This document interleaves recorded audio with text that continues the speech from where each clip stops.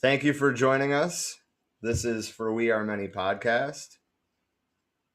And this is I am your host and comrade, Rob. And this is our current event stream for February 25th, 2021. Hey, everybody. This is the co-host, Don Good News Hughes. It's really weird not having Dean and them here. It's just me and Rob, as you can see tonight. So far. Some others might join. Rob. Hang on just a second. I'm posting this places. I'm going back to sleep. I left my phone. All right. Well, we've got a few things on the agenda today, but first I'm going to take a moment to plug our Patreon. Any size donation helps. We're just trying to offset some production costs, and we are trying to grow. If by chance Elon Musk is watching this, Elon, buddy, scroll down to the bottom of our Patreon page. We have a thing specifically for you to donate. We sure do. We sure do. But Please. only if your name is Elon Musk. Only if your name is Elon Musk. Anyway, we're trying to become an independent leftist media source. These streams, I should say, are only one small part in that. Our Patreon is www.patreon.com/forwearemany.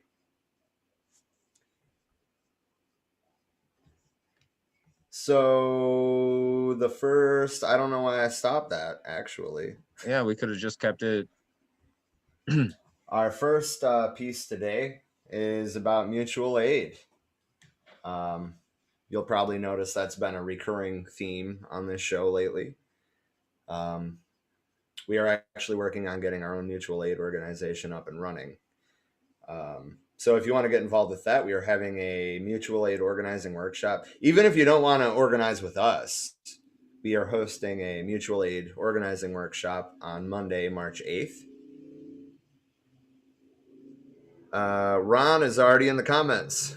First comment, Senate parliamentarian denied addition of $15 minimum wage to COVID recovery package. That's awful. Unfortunately, it's not surprising. I mean, Mitt Romney has flanked the Democrats from the left with an offer of $10 for minimum wage, which frankly is an insult. And the Democrats should view it as that too, because it's Mitt fucking Romney. Like, of all people to get outflanked on the left by, serious? Mitt fucking Romney. Mitt motherfucking Romney.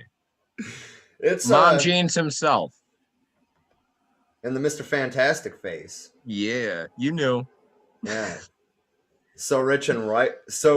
Rich and white. It's like God, Obama ran against a cheesecake. Use your words, Rob. Yeah, I tried. We got to stay on topic. Dean's not here to guide us in this. Yeah. So anyway, our mutual aid organizing workshop is going to be a little over a week from now, Monday, March 8th at 2 p.m. Mountain Standard, 4 p.m. Eastern. We are still looking for guests for the workshop, and resources that we can share with people.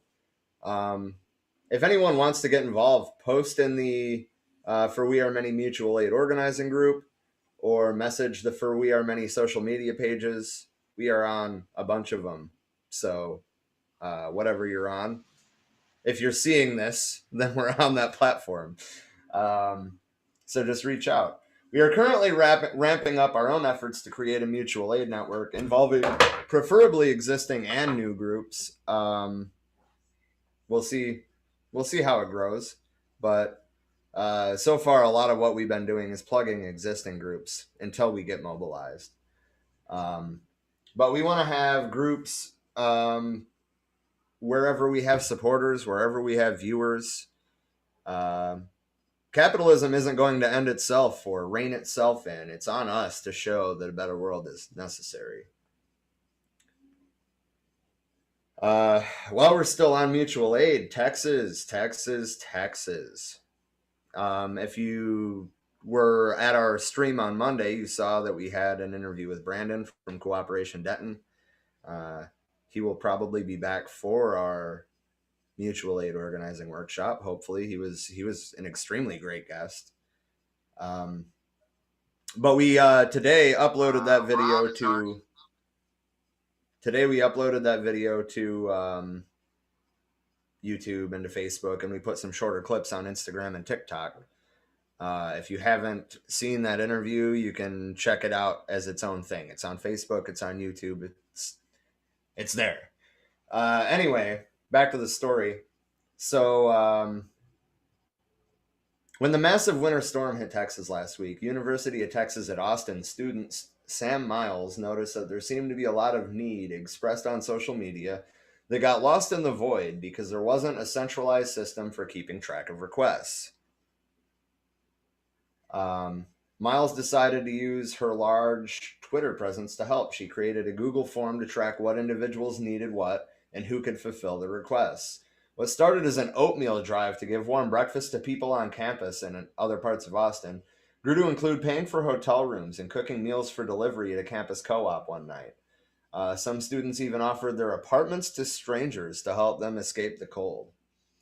Primarily through Venmo, the group made up of mostly students had raised $12,000 by Monday and connected hundreds of people with resources in the process. I never expected it to be this big, said Miles, 22, who works as a resident assistant in a UT Austin dorm. It's not just me. I literally would not have been able to do it without every single person that's made a donation. And this is exactly what we're hoping to do, except for we want to have these systems in place before something happens. Well, I guess that's not necessarily the case anyway, because COVID is happening and we've seen more people in dire need of assistance with food than I think we've seen since the Depression, which says a lot. So I wanted to talk a little bit about vertical gardens. I'm sorry, vertical gardens. What would a virtual garden be? I don't know, but I don't think you can eat it. No, probably not. So the funny thing is what I used as a resource for this is countryliving.com. But you see, people in the country tend to garden. So it makes sense that they're marketing to these people. But landscape fabric, make a really simple wall garden. Vertical hanging planter gardens, that's honestly probably going to be what I do first. We'll see what's at the store, when I go to do it. Upcycling, empty plastic containers, you're using trash. I encourage everybody to do this. I mean, even if it's a rosemary plant in one and a tomato plant that hangs down in the other. And then, I mean, succulents, yeah, they're cool, but I'm more focused on food. Window, kitchen, herb garden, super simple. You can do that in most apartments. The tin can method is tried and true. And it's another good example of upcycling. Plywood. On the and the plus side on this is it's increasing the air quality in your house, and maybe not to a huge extent, but slightly offsetting your carbon emissions. Yeah, true. Obviously, like I just I love this, the ammo cans. It's pretty great. But no, upcycling is great. If you can grow food out of trash, why wouldn't you do that? A lot of these are all, DIY type things.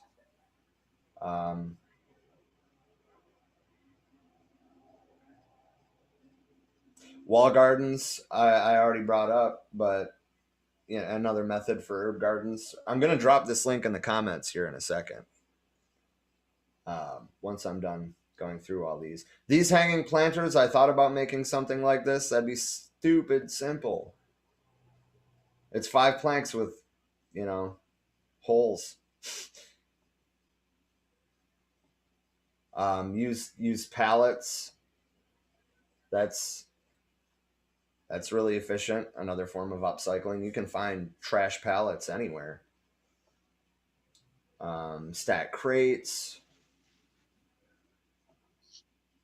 Recycled bottles. I've actually seen a whole bunch of these in multiple places. Hey, Trisha. The ladder, I mean, personally, I would say just use the ladder as a ladder. But, if you have a broken ladder, go for it. Shoe organizers, I've seen that one in real life before, too. The leaning bookshelf is tried and true. You can do creative shit like this. I'm not saying that I don't like this, but, again, a lot of these are upcycled, so that's kind of what I'm pushing. Pots hanging off a pallet, hanging buckets. I think that's it. Yeah, that's it. So I am going to share that in the chat. Hi, Trisha. Do you want to introduce yourself now that you're here? Hi, I'm Trisha. I finally made it. Having technical difficulties, but I'm more present today than I was the other day, so I guess it's a win. Yeah, how is your foot doing? How's it going? I hear. It's doing better. I finally got that last bit of the bandage from the surgery to soak off after about 9 hours and soak my foot. No joke, other than cigarette breaks. So now that that's not tugging on the skin, it's feeling much better. The inflammation's going down, and they're starting to grow some new skin in. I didn't realize that this wasn't on speaker view, and everyone just saw me hit a bowl. It's legal in Michigan, guys. Good news. I didn't notice that it wasn't either. I smoke all the time. Honey, I'm packing a bowl right now. It's fucking legal here. We can smoke this if we. So. Oh God! You ready I just to noticed smoke that gap. down, bro?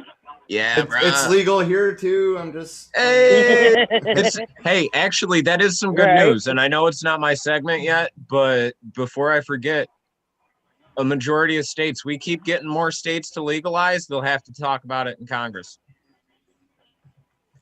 Damn straight. And you know what?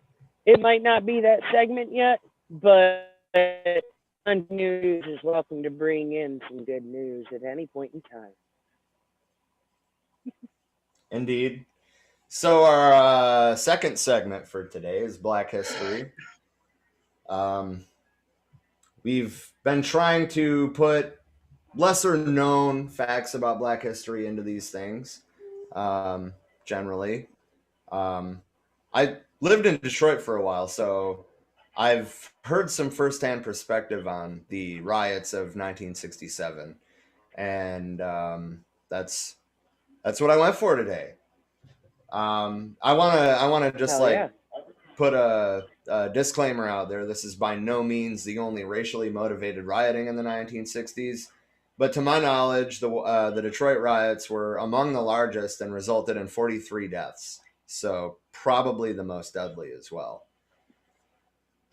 Pretty much, in terms of causes, I mean, large portions of Detroit were policed by a white police force that didn't even live in Detroit, and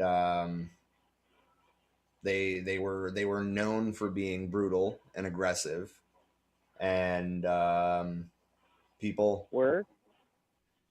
are, but I mean, now more so than yeah, I was gonna say it was definitely worse then.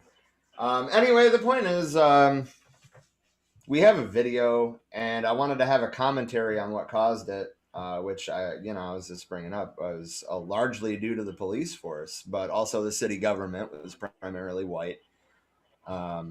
in a city that is, up to 80% black. That's obviously they're not being represented. And I wanted to discuss the similarities between the media narrative in this event and literally any riots that have happened as a result of Black Lives Matter. But yeah, just check out this video.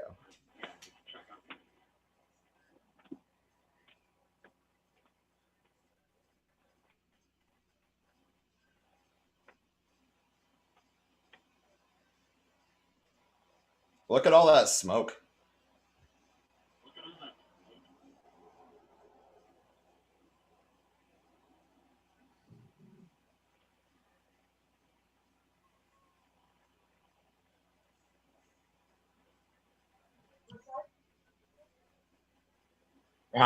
I can't hear anything. Yeah, there's no Hold audio on. coming through from the video. Yeah, I must have forgot to click share sound. Yeah. I pulled it down. That being said, I have heard stories about like right before the riots when my grandpa saw the situation that was beginning to happen and decided to move the family up north and avoid it. I need to take it out of full screen so I can start the video over because the thing that pops up is directly in the way. Come to think of it, that was right before my grandparents moved my mom and her sisters up to Flint from Detroit. Mm-hmm. Right Okay, so take two. Look at all that smoke.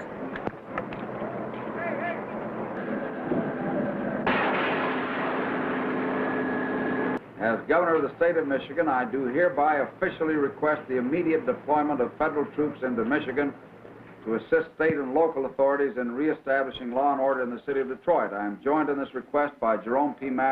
Kavanaugh, Mayor of the city of Detroit.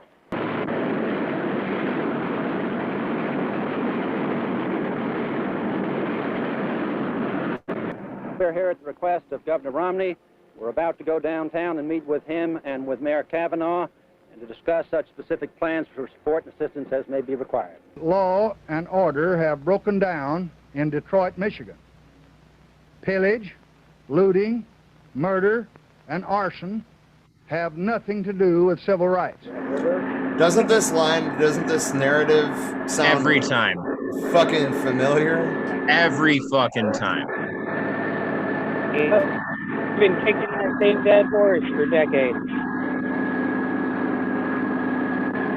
Well, after I was shot, I just fell right to the pavement because I didn't know how many shots were coming off after that. Were you bewildered or angry or what? I don't think it's right for my people to act the way that they're acting. This is all that I can say about the thing because we're fighting one war now in Vietnam and we're losing, as it is. So, why should we come back here and fight a war among ourselves?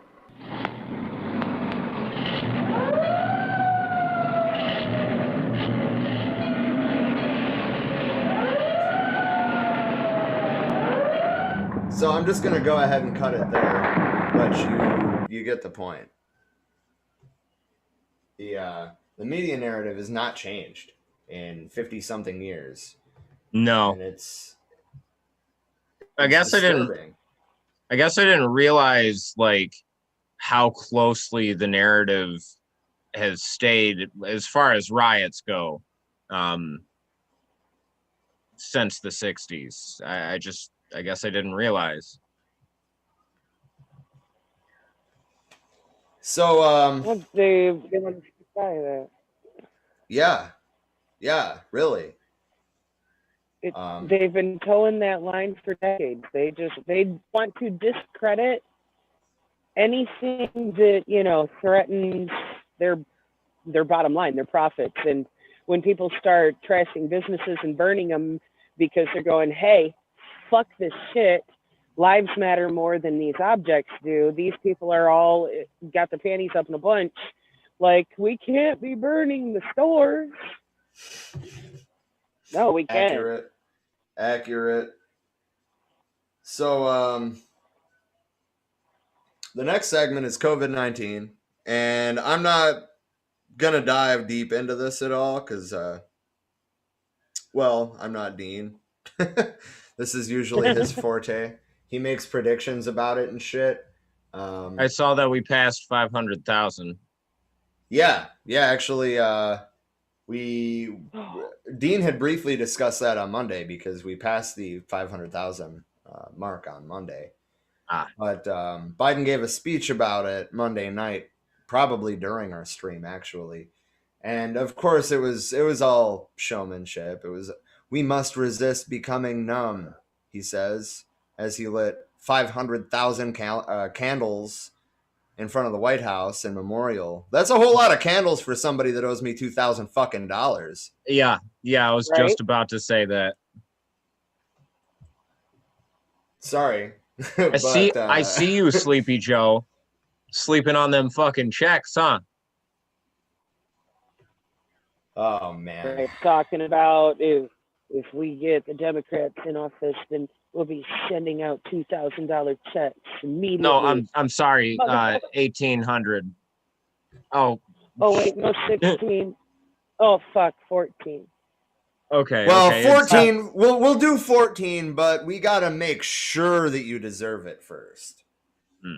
Right. If your normal income, fuck if you have it right now, you could be on unemployment. But if your normal income is, enough to survive, then fuck you.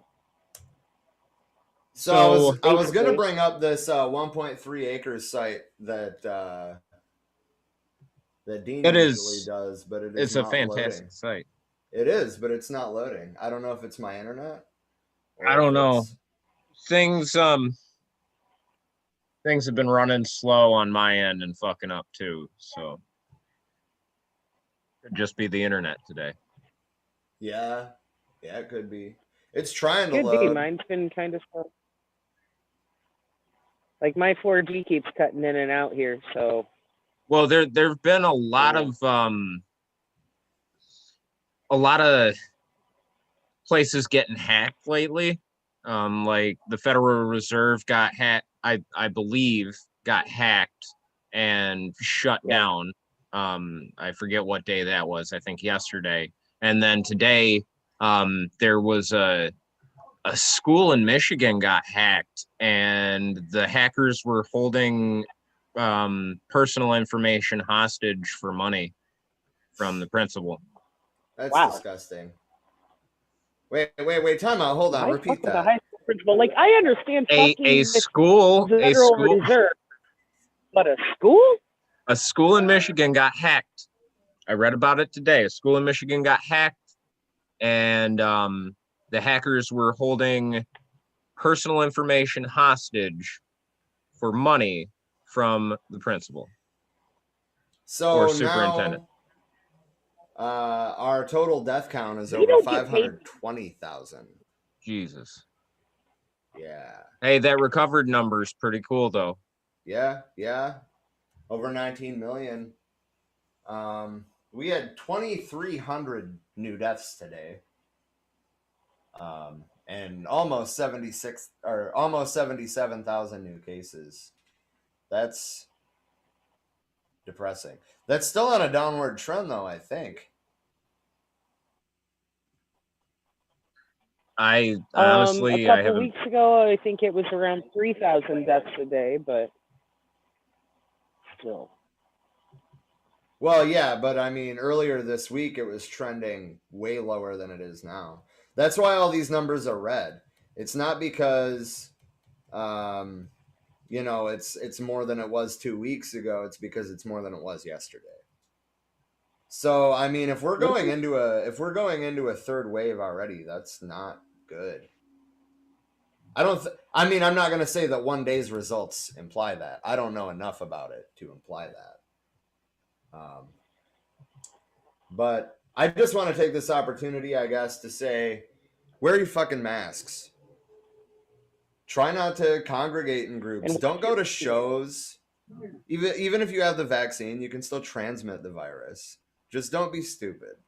Please. People's lives depend on it. Right. It's not just the potential of affecting yourself, it's affecting everybody you cross paths with, whether it be your family, your friends, people in restaurants that you go to, people in the grocery store. You know, if you pick that up and you spread it around everywhere you go because you're not washing your fucking hands and wearing your mask, you're taking other people's lives into your hands, and ethically that is not your right or privilege. Well said. Emily's in the comments. She said, leave it up to Good News Hughes to bring up the recovery number. Appreciate you, man. I saw that. Appreciate you, Emily. So for women's rights, honestly, I wasn't sure if Trisha was going to be here. This has generally been her section, but my unless you have something otherwise planned for it, I was just going to play that Angela Walker video I sent the chat the other day and then talk about it. I saw that and I am all for it. Hit play, please. Indeed. Please do. For those of you who don't know, before I click play, who don't know who Angela Walker is, she was for 2020. She's a badass. She's a badass, exactly. And she's a comrade. She's been a socialist for like 20 years. Yeah. And she was Howie Hawkins' running mate on the Green Party ticket for 2020. I kind of hope that we'll see her at the top of the ticket in 2024, but I'm also not saying that Howie shouldn't run if he feels up to it. That's where I'm at with it. But anyway. If he feels up to it.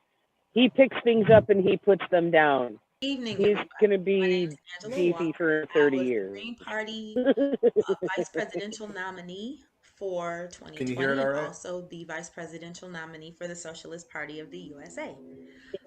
It is my honor to have been asked by Tara to be a participant in this event tonight. And I'm sorry that I can't be present for it. But I want to thank Tara Reid for her courage, because it is no small thing to stand in your bravery day after day after day. I thank you, Tara, for continuing the work to create spaces for those of us who are living under the weight of rape culture to be heard, to be safe, and to be seen.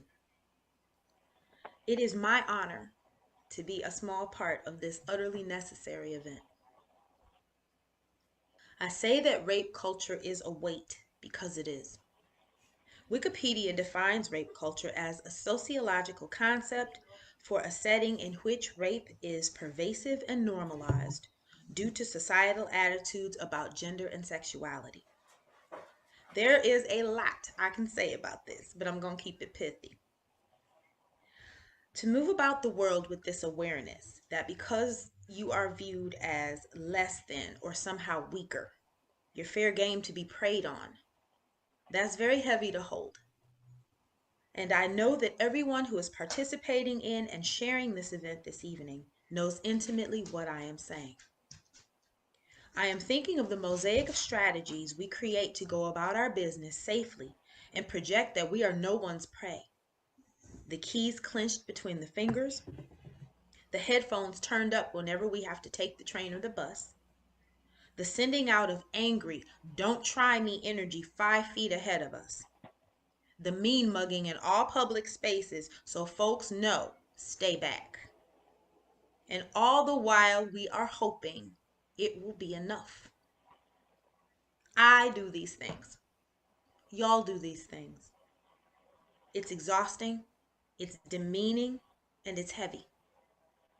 We deserve better than this, and we know it. And the knowing it is a powerful thing. We call out patriarchy as a system of oppression that creates and sustains rape culture. We demand that those who participate in and benefit from patriarchy and rape culture take the reins of the work to address and dismantle them both. We demand that those who participate in and benefit from patriarchy and rape culture look within themselves and do the work to unlearn the dehumanizing lessons they've been taught by this culture. Because to be very, very clear, the hard work of ending rape culture does not belong to the people who are victimized by it. Those who perpetrate it, if they wish to be fully human and in right relationship with us, who are surviving an insidious culture that seeks to diminish our personhood and bodily autonomy, must do this work. There are no shortcuts. For all of us who are survivors of all of the harms that rape culture inflicts on us, I say this: keep moving. Take up space. Keep raising your voices. Refuse to be cowed or silenced. The shame isn't yours, so don't hold on to it. Keep dancing. Keep loving. Damn Keep right. writing and sharing. Know that you are loved and supported and held. We will keep fighting against patriarchy and rape culture until we are free of them both. Know that I am one spirit standing with you. I love her so much. I wish she was our vice president. Yeah, better than the top cop by a Or long president. shot. Or president. Or president, yeah.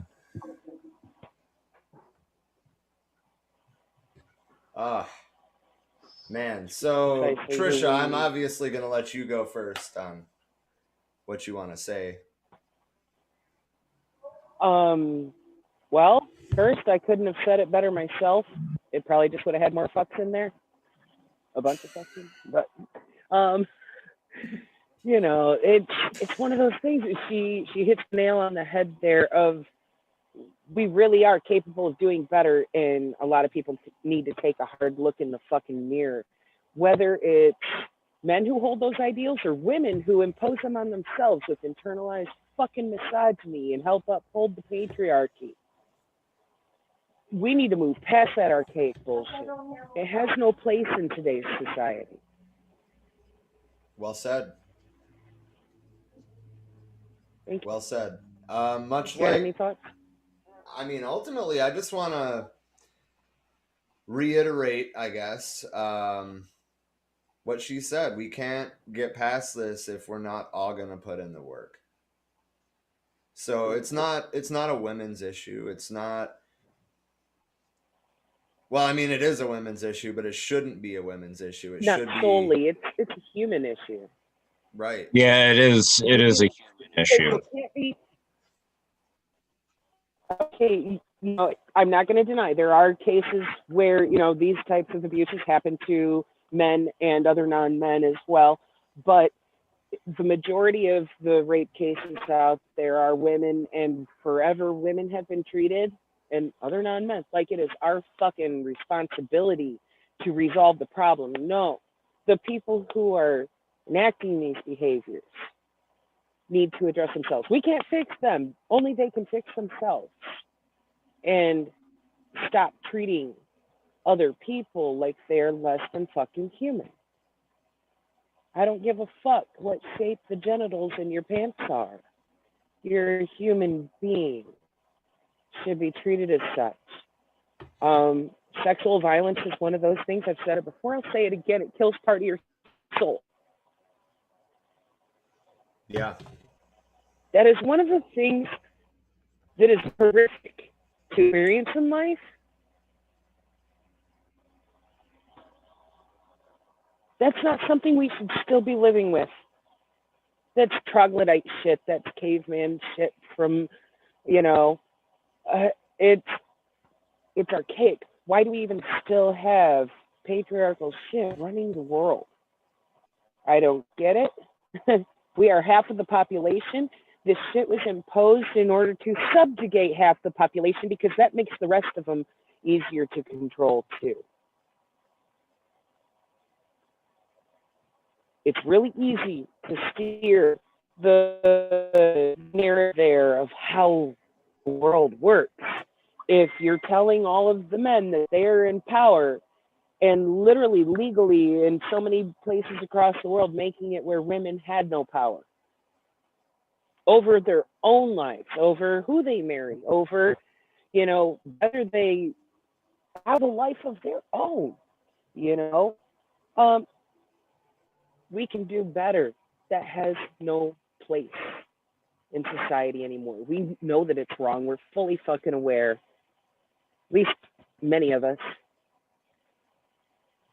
That epiphany needs to hit the rest of the people on this planet, because how are we to expect to gain any true equality on any fucking level in this world if anybody is being subjugated, whether it be due to their gender, their race, ethnicity, whatever the case may be, their sexual orientation? That's not equality, because it's not all men are created equal. It's all humans are created equal. Amen.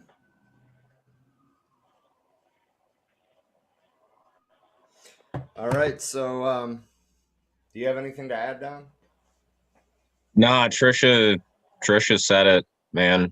I will say that it is a human issue, and it's definitely something that women and non-men face more than men, but it is something that men face too, Trisha. Yep, it is. I know victims of all genders, of every type of violence you can think of, and it's horrendous to be seeing that type of interaction happen, of those levels of abuse. We need to pass these things. That's going to take people seeing each other as actual humans, and having some empathy and compassion, and going, wait a minute, I guess if I wouldn't want that done to me, I shouldn't fucking do it with somebody else. I don't care what term you want to apply to it, whether you want to call it karma, what you sow, etc. If you don't fucking want it done to you, don't do that shit to anybody else, because you might come across an asshole like me that fights back, rip dicks off and ask questions later. That's that's what I teach my nieces, because you never know. Like, they're 10 and 12, the older ones anyways. It wasn't but a few years older than that when I was raped the first time by an ex who was angry that I'd left him. He drugged me at a party and raped me. That was a power thing. And that's one thing a lot of people don't understand, is that sexual assault is not about the sex even. They could go fuck themselves and bust a nut. It's about power and control. Yeah. We have a serious issue psychologically for people to have desire for that, and the extent that they're willing to go to exert that type of power and control over others. Psychologically, it's airing an insecurity. Yeah. Lack of control over themselves and in their own lives. Yeah, well said. I guess that will take us into major political happenings and then international happenings. The first is a New York GOP leader was arrested over the Capitol riot. Surprise! I'm sorry, I'm waiting on this to load. My internet is really sucking right now.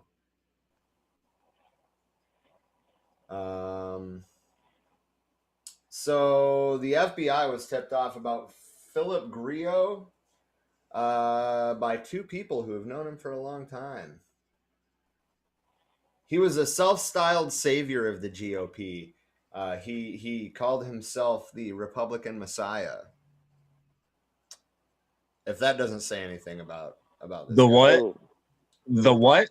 The Republican Messiah. the Republican Messiah. Okay, so I why thought they already wasn't had he? one. Why wasn't he in there like flipping tables and whipping lobbyists? Amen. Natalie Thank said. you. Natalie That would said, have been "Thank you, Jesus Trish, like. for speaking out." Anytime. If nothing else, if talking about what I've been through can help anybody else, even one single person, then be it all the more reason to share of it, because it is something that needs to be talked about more. You know, we need to be the women we needed in our lives when we were growing up, instilling strength in each other.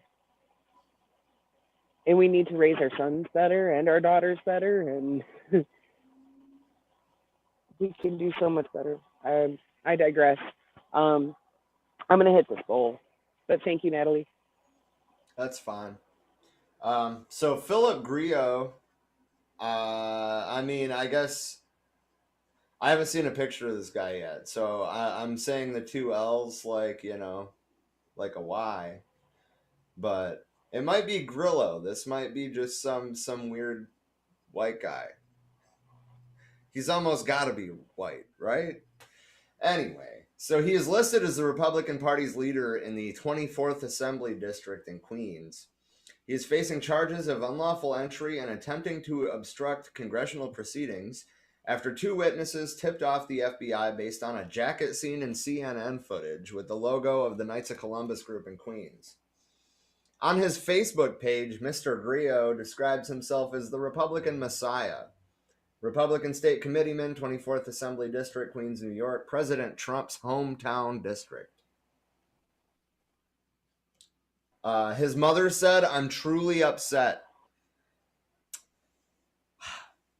One of the tipsters knew Mr. Griot from their childhood, growing up in Glen Oaks, New York, while a second witness said they've known each other for decades from attending the same schools. The first witness says, "I saw him twice on CNN in two separate incidents." Surveillance footage allegedly showed Mr. Griot entering the rotunda and joining a group of rioters that pushed open a door that Capitol Police were trying to push closed. He was in the crowd, engaged in a physical confrontation with uniformed officers as people shouted, "Fight for Trump." He was near the front of the crowd. The crowd was eventually driven back from the door when officers employed a chemical irritant. Why don't they have to disclose what kind of chemical irritants they're using? Because they're not beholden to the Geneva Conventions or anything along those lines. They don't need to follow the rules of war, where you have to, you know, tell people what gas you're using or not use it. Right. The FBI submitted multiple photos, they say, show Mr. Griot entering the U.S. Capitol through a broken window about 2:30 p.m. on 6 January holding a megaphone. The arrest documents say that Mr. Griot posted a video of Donald Trump to his Facebook page captioned, "We will win," along with a brief video saying to believe in the impossible. These people are delusional, man. What bugs me the most about them, like, at least the founding fathers knew that when they started some shit, they had the potential to be hanged and tried as traitors to the crown. And they hung, sorry. And they accepted that. Like, we can see in their journals and their writings to each other and their speeches, they accepted that they would be hung.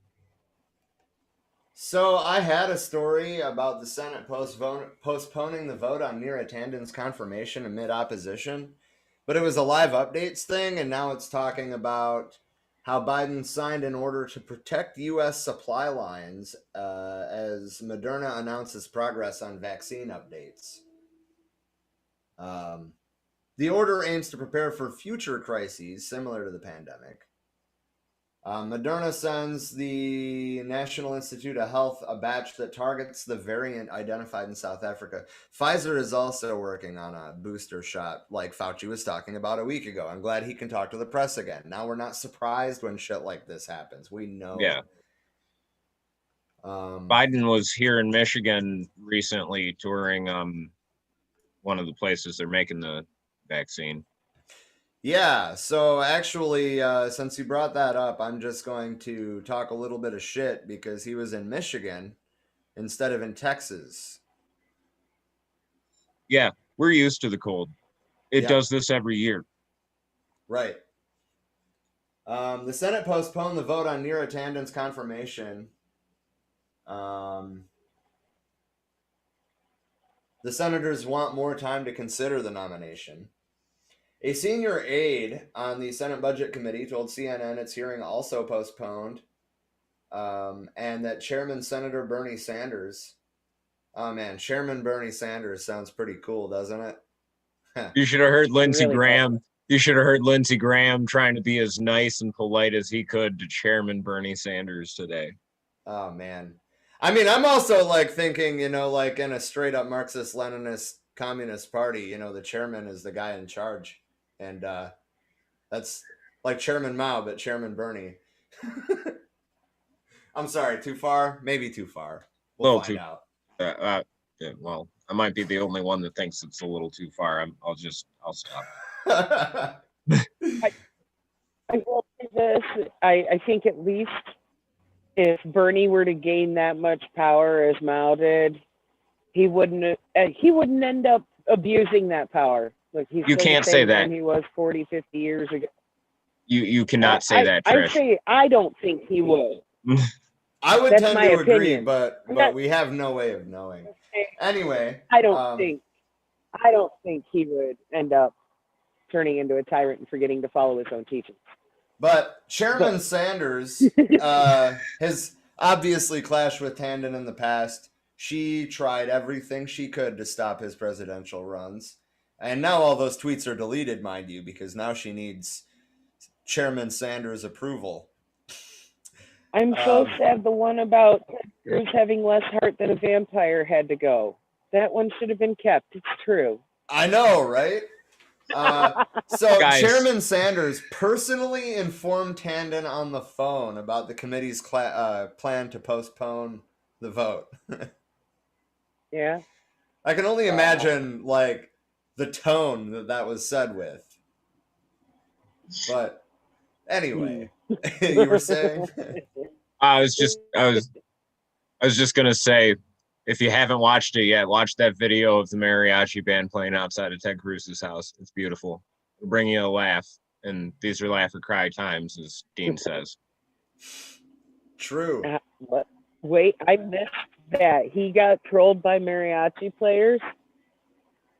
I'll send you the link after this. Please do. You know what? Put it in the comments because I am bound All to right, not be the yeah. only one curious. Like, wait, what? Yeah, I'll drop a link in the comments after the video's done. So I shared this just because look at that crowd, dude. Is that Myanmar again? That sure is, yes. Oh, hell yeah. So we discussed on Monday that Myanmar had the military government has tried to straight up ban protest, and the result is literally the picture you just saw. So businesses all across the country closed as employees joined a general strike despite a military statement that said protesters were risking their lives by turning out. The statement prompted fears the protests could turn violent, but they remained peaceful throughout Monday. Myanmar has seen weeks of protests following the coup on the 1st of February.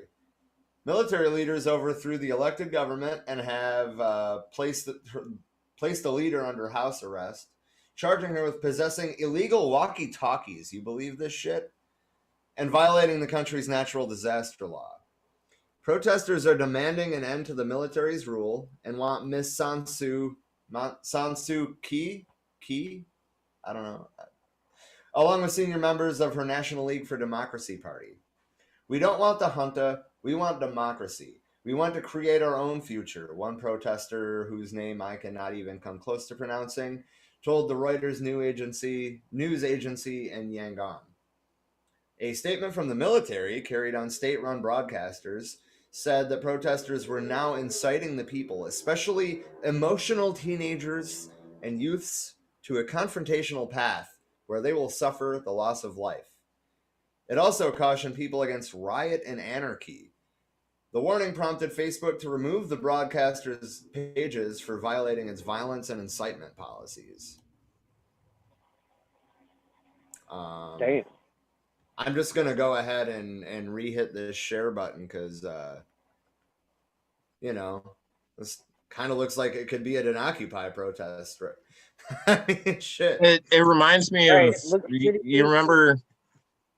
It reminds me of Hong Kong, man. When earlier last year when Hong Kong was protesting. Yeah.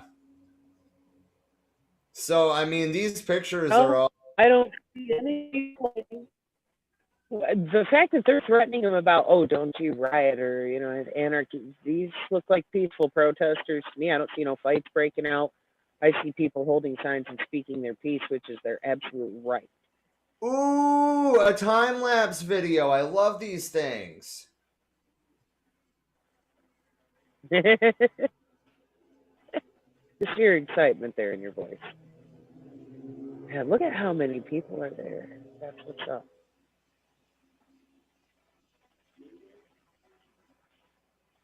Who knows how far man, that goes up the street on the right there. Right.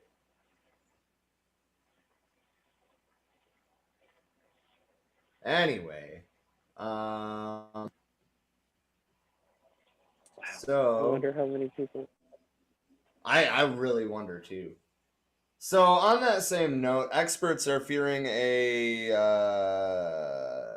fresh wave of political prisoners in Myanmar,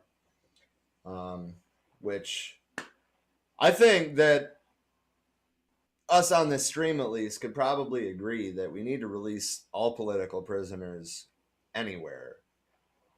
I think that that we're probably all in agreement on that. But anyway, so some people have been taken from their homes in the middle of the night. Some have been grabbed off the streets during protests. Hundreds of people have already been arrested in the weeks since the military coup, leading human rights groups and experts to fear a sizable expansion in the number of political prisoners in the country. As of Tuesday, the total was 696 people, including monks, writers, activists, politicians, and others that have been arrested in relation to the coup. Many of these were charged using a legacy of laws, some dating back to British colonial times, and others instituted under previous military regimes that have been used against critics by every government, including the one led by the National League for Democracy Party, which was did in the coup.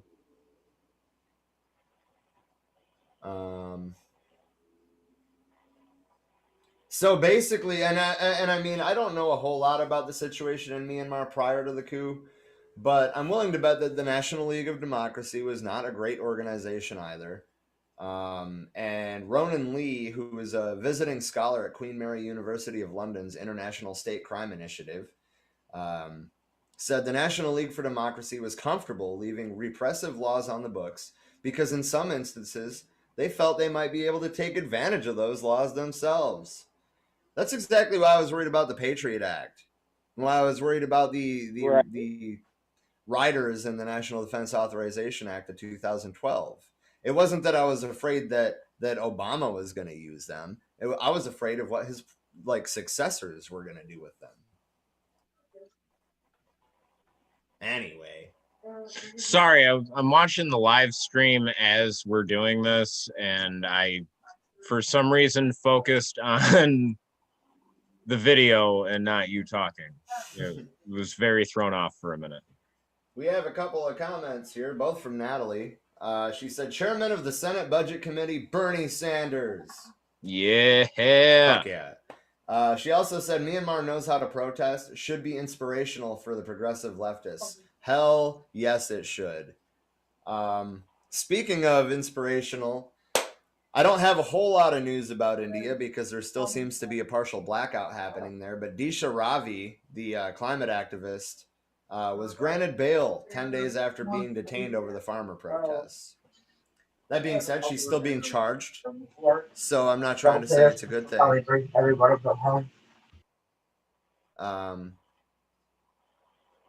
But yeah, she was granted bail. So I mean, progress has been made.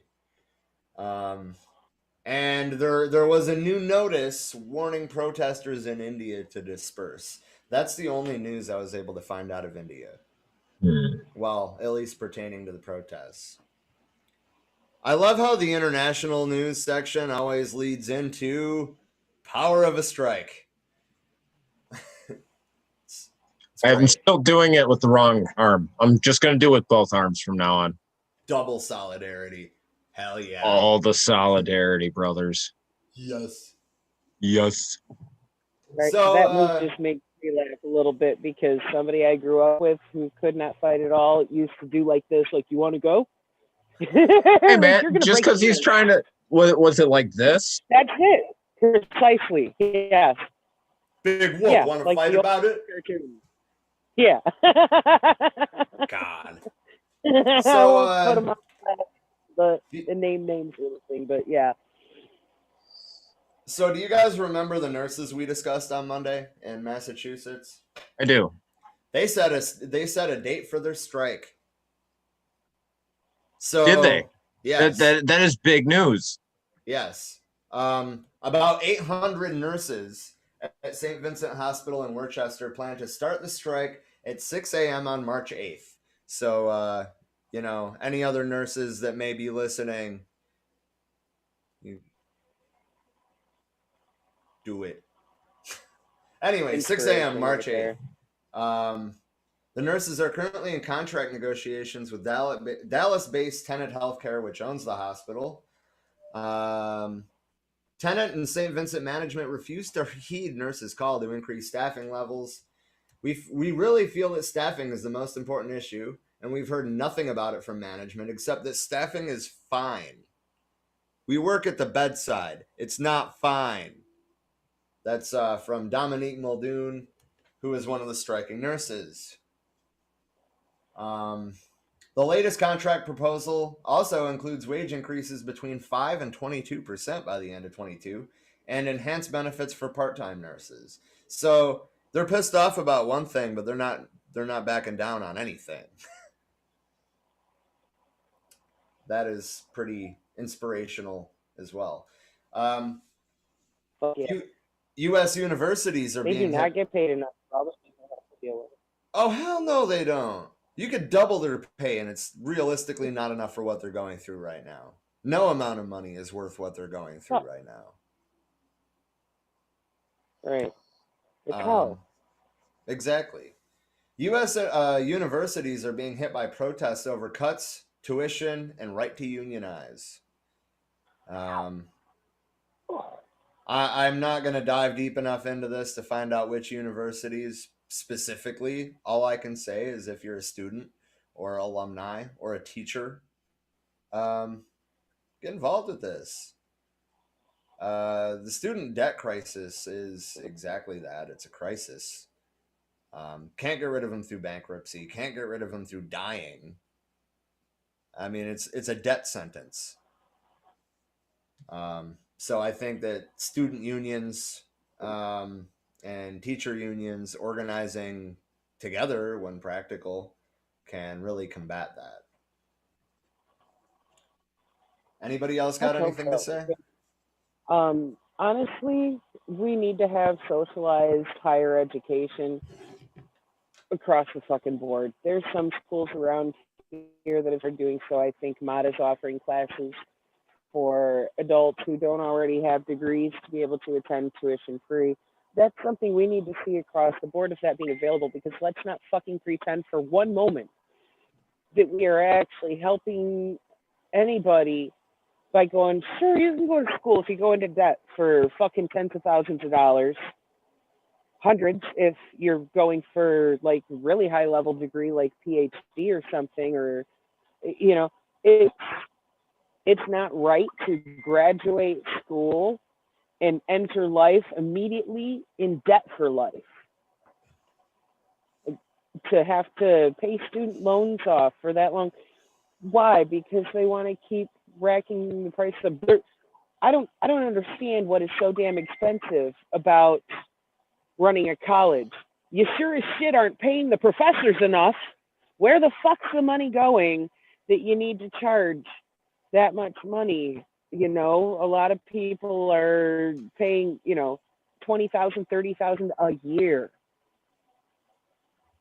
It's crazy to get hit with those kind of loans.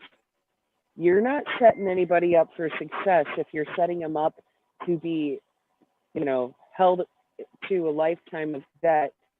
They might not even be able to afford on whatever wages they're getting for that job with that degree. Because let's be fucking honest, there's a lot of jobs that require master's or doctorate degrees that still don't fucking really pay enough to afford a home, a car, and to pay your student loans and still have food on the table. But I guarantee you make too much to even get assistance. So you Yeah, need some balance there. I agree. So I'm gonna have to jump off of here. Because I have the Arizona Youth Eco Socialist thing. I'm gonna try to like Okay. hop back and forth between both, but if it doesn't happen, Don is the co-host, so he can actually end the stream when it comes down to it. But Okay. yeah. Anyway, I will. Real quick, Rob, send me the link to the slides, because the one that I have seems to be from an older stream. Well, yeah, they change every stream. Yeah, I can do that. I can All do right. that. I just I'll want to do- make sure that we're continuing on with what we had planned out. Indeed. I will send it to the group chat, so you should both get it. Copy Booyah. link. Also, Natalie has said some things in the comments. Let me address All right. these. The next segment's going to be climate change, Don, just so you know where you're at in the presentation. All right. Yep. Natalie, part-timers need benefits too. I agree. I agree. Any employee should have some sort of benefit from being an employee. Too many employees in any field keep people right under full-time or hire. Oh, too many employers in any field keep people right under full-time and hire people in a 1099-C and then try treating them as an employee. I'm going to be honest, Nat, I'm not sure what a 1099-C is. So I'm going to have to look into that, because I really don't know how to respond to that comment. All right, let me take a look at Rob's slides here. I apologize for anybody viewing this right now. It's my first time doing this. I'm in there right now, and I'm trying to get it to open up the link that's here for climate change in West Antarctica's Gets glaciers are flowing faster. It's not pulling up for me.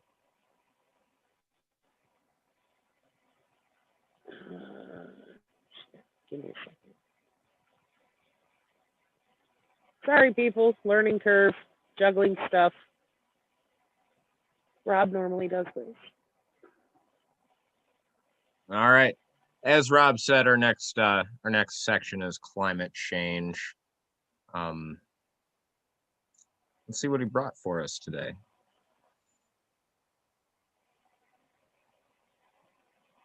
Oh, glaciers in West Antarctica are flowing faster. That's not a good sign. That is not a good sign. I really feel unprepared, No, and we've been losing way places. Well, let's go ahead and take a look in this. Scientists have just taken a detailed look at the ice streams flowing into the ocean along a 1,000-kilometer stretch of coastline known as the Gets region. It incorporates 14 glaciers, and they've all speeded up. Since 1994, they've lost 315 gigatons of ice, 826 million Olympic swimming pools of water. Holy Jesus shit. Christ, I If can't you even put this imagine in that. context of the Antarctic. Right. That's just, I can't put like a mental picture to that at all, other Dude. than, having looked out at the ocean, If you put this in context to the Antarctic continent's contribution to global sea level rise over the same period, gets accounts for just over 10% of the total, a little under a millimeter. That doesn't sound like a lot of water, but guys, a millimeter over the entire surface that the ocean covers on this planet is a lot of water. Yeah, and that's just 10% of the total that's coming from this region. Can you scroll down a little Yeah, bit absolutely. Absolutely. Please and thank you. This is the first time anyone has done a really detailed study of this area of West Antarctica. It's very inaccessible to people to go to and do field work because it's so mountainous. Most of it has never been stepped on by humans, explained Heather Selly, a glaciologist at the NERC Center for Polar Observation and Modeling at the University of Leeds in the UK. This is not the first study I've heard of being done like this, though. They are doing one up in the Arctic, where they have found similar stuff of the glaciers are moving faster, and a lot of it has to do with the underwater currents bringing warmer water up underneath of them. So they're not only melting from the top from the global warming, that global warming is affecting the flow of the water that's going underneath and melting it from below too. We are losing glaciers at an alarming rate, and this is going to end up causing some serious havoc if we don't get it under control. Like, you can kiss your, oceanside houses goodbye. Well, not just that, anymore. Not just that. I know a lot of people think when they think of the Amazon, they think of it as the lungs of the planet. But I mean, realistically, most of the oxygen the Amazon produces is used by the Amazon. The reason that it's so important to us is another thing that glaciers also contribute to. Glaciers deposit, for lack of a better term, food that microorganisms, these specific microorganisms that are the reason we have oxygen on this planet, feed off of. And if we have too much oxygen, the whole world, it just becomes a ball of flames. If we don't have enough oxygen, we can't be here. So this is something that needs to be addressed. And that's just even starting with the microscopic. Just think the whole way up the food chain, how many things are being affected right now by this. It's insane. I've seen some really fucked up pictures of polar bears that are starving to death because there's not enough available food. They can't travel across ice. It's no longer able to get to another spot to hunt for food. What is also potentially scarier than that, like the ones that do wind up like traveling south and moving inland are breeding with brown bears and grizzlies. Those are more violent and more aggressive than polar bears, and sometimes bigger. That makes it harder for us.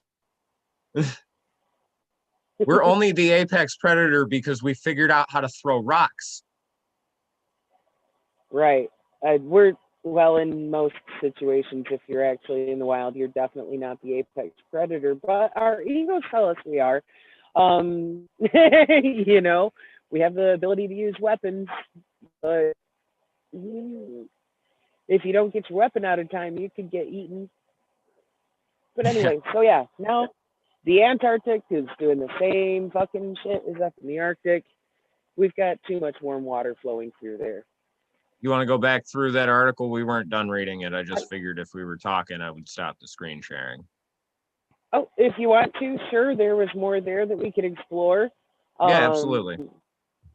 Absolutely. I don't want to cut this short simply because it's just me and you, Right. Absolutely. Will you scroll down? Absolutely. How far down do you want me to pass the graphic here, or? Yeah. Well, let's take a look at this real quick.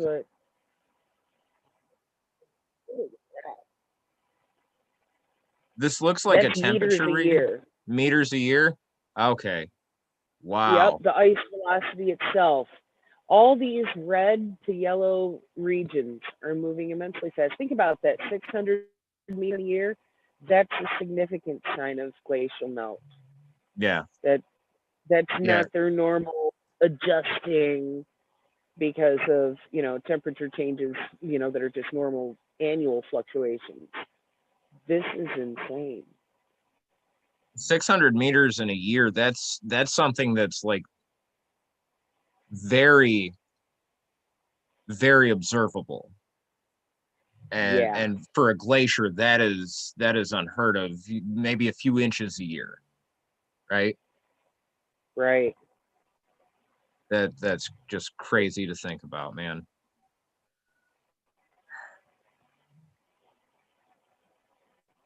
Says on average, the speed of all 14 glaciers in the region increased by almost a quarter between 94 and 2018, with the velocity of 3 central glaciers increasing by more than 40%.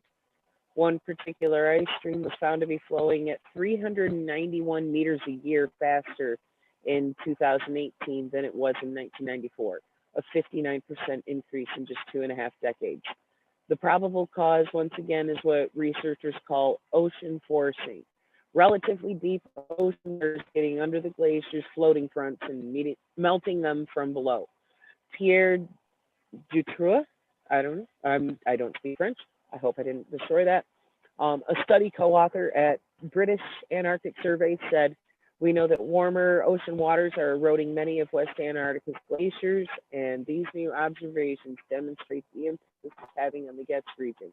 This new data will provide us a new perspective of the processes taking place so we can predict future change with more certainty." Where a line of glaciers pushes out into the sea, their floating fronts will often join together to form a single continuous platform known as an ice shelf. It's interesting to note that in the case of Getz, this platform receives a certain stability from pressing up against 8 islands and a number of shallow points on the seabed. And yet, even with this inbuilt stability, the feeding glaciers behind are melting and speeding up. Co-author Anna Hogg, also from Leeds, is an expert in satellite remote sensing of the polar regions. She told BBC News, "We have observations around the pole margins of the Greenland and Antarctic ice sheets in a way we've never had before. We're able to map really detailed, localized patterns of change. We're understanding how ocean water is moving around underneath the ice shelf, how and where it's getting into that cavity under the shelf, so that we can really tie the physical process of ocean forcing to the signal we see in the satellite data." I'm going to scroll back up to that graphic just so we can look at it again. Please do, 600. I guarantee you in these areas where, you can see there's ice and then the melting is starting more inland there. I guarantee you those are where those warm water flows are coming up. That's got to be where those pockets are. I'm curious to see when the rest of the research gets published when they're finished. That's what I'd bet my money on, is those pockets there are those cavities they're looking for. This is nuts. This is human impact on nature in a most volatile manner. I wish I knew offhand which region of Antarctica is the Getz region, because I feel like this is a larger portion of Antarctica than what we're thinking seeing this graphic. Well, but I'm not sure. Antarctica, but yeah, being that it's the bottom pole, I don't really know which direction would be west. Yeah, that's I hate to admit that.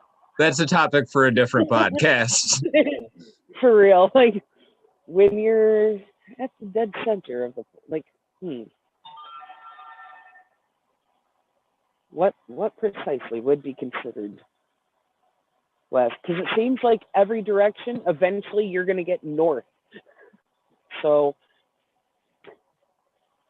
yeah, it does. Like crap. Hold on. I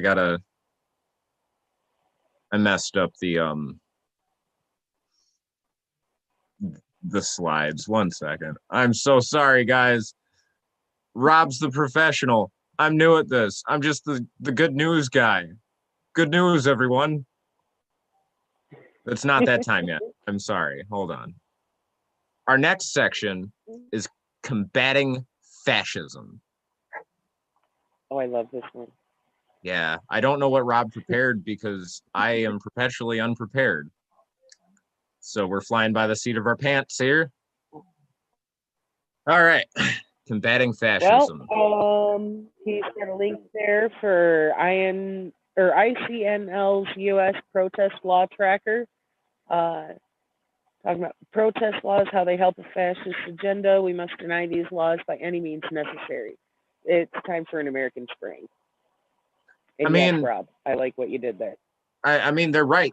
He's right, though. Like, we should not, in the United States of America, where one of our inalienable rights is the freedom to come together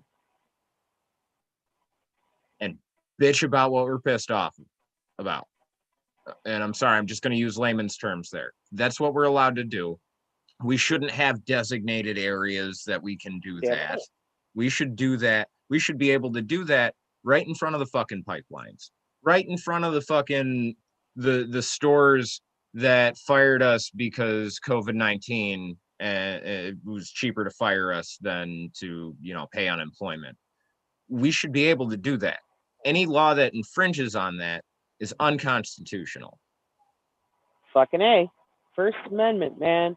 That's one of those things, to tie back to what you were mentioning a moment ago, brought to mind the whole ideal behind having to get a fucking permit to have a march. Fuck your permit. We don't need to pay the fucking county clerk's office or some shit for a permit to fucking protest in the streets. Get the fuck out of here. That shit pissed me off when that was brought up about down there in Phoenix with setting up even the yellow vest protests of the city wanting a motherfucking permit filed and cash permission if we can gather on the lawn of a property we fucking pay for. Like, get out of here. Get out of here. Nope. That's why this shit was written into law from the start with that Bill of Rights. Yeah, and it was such a prevalent thing in the founding fathers' minds that it was the first thing they did. The first thing they did was say, you are allowed to protest. Not the second. It wasn't the Second Amendment they wrote down. It wasn't the third one that they put down. The first thing, you are allowed to protest. Not just allowed, but obligated. If there is something fucked up going on, it is your responsibility as a fucking citizen to stand up and go, no, fuck this.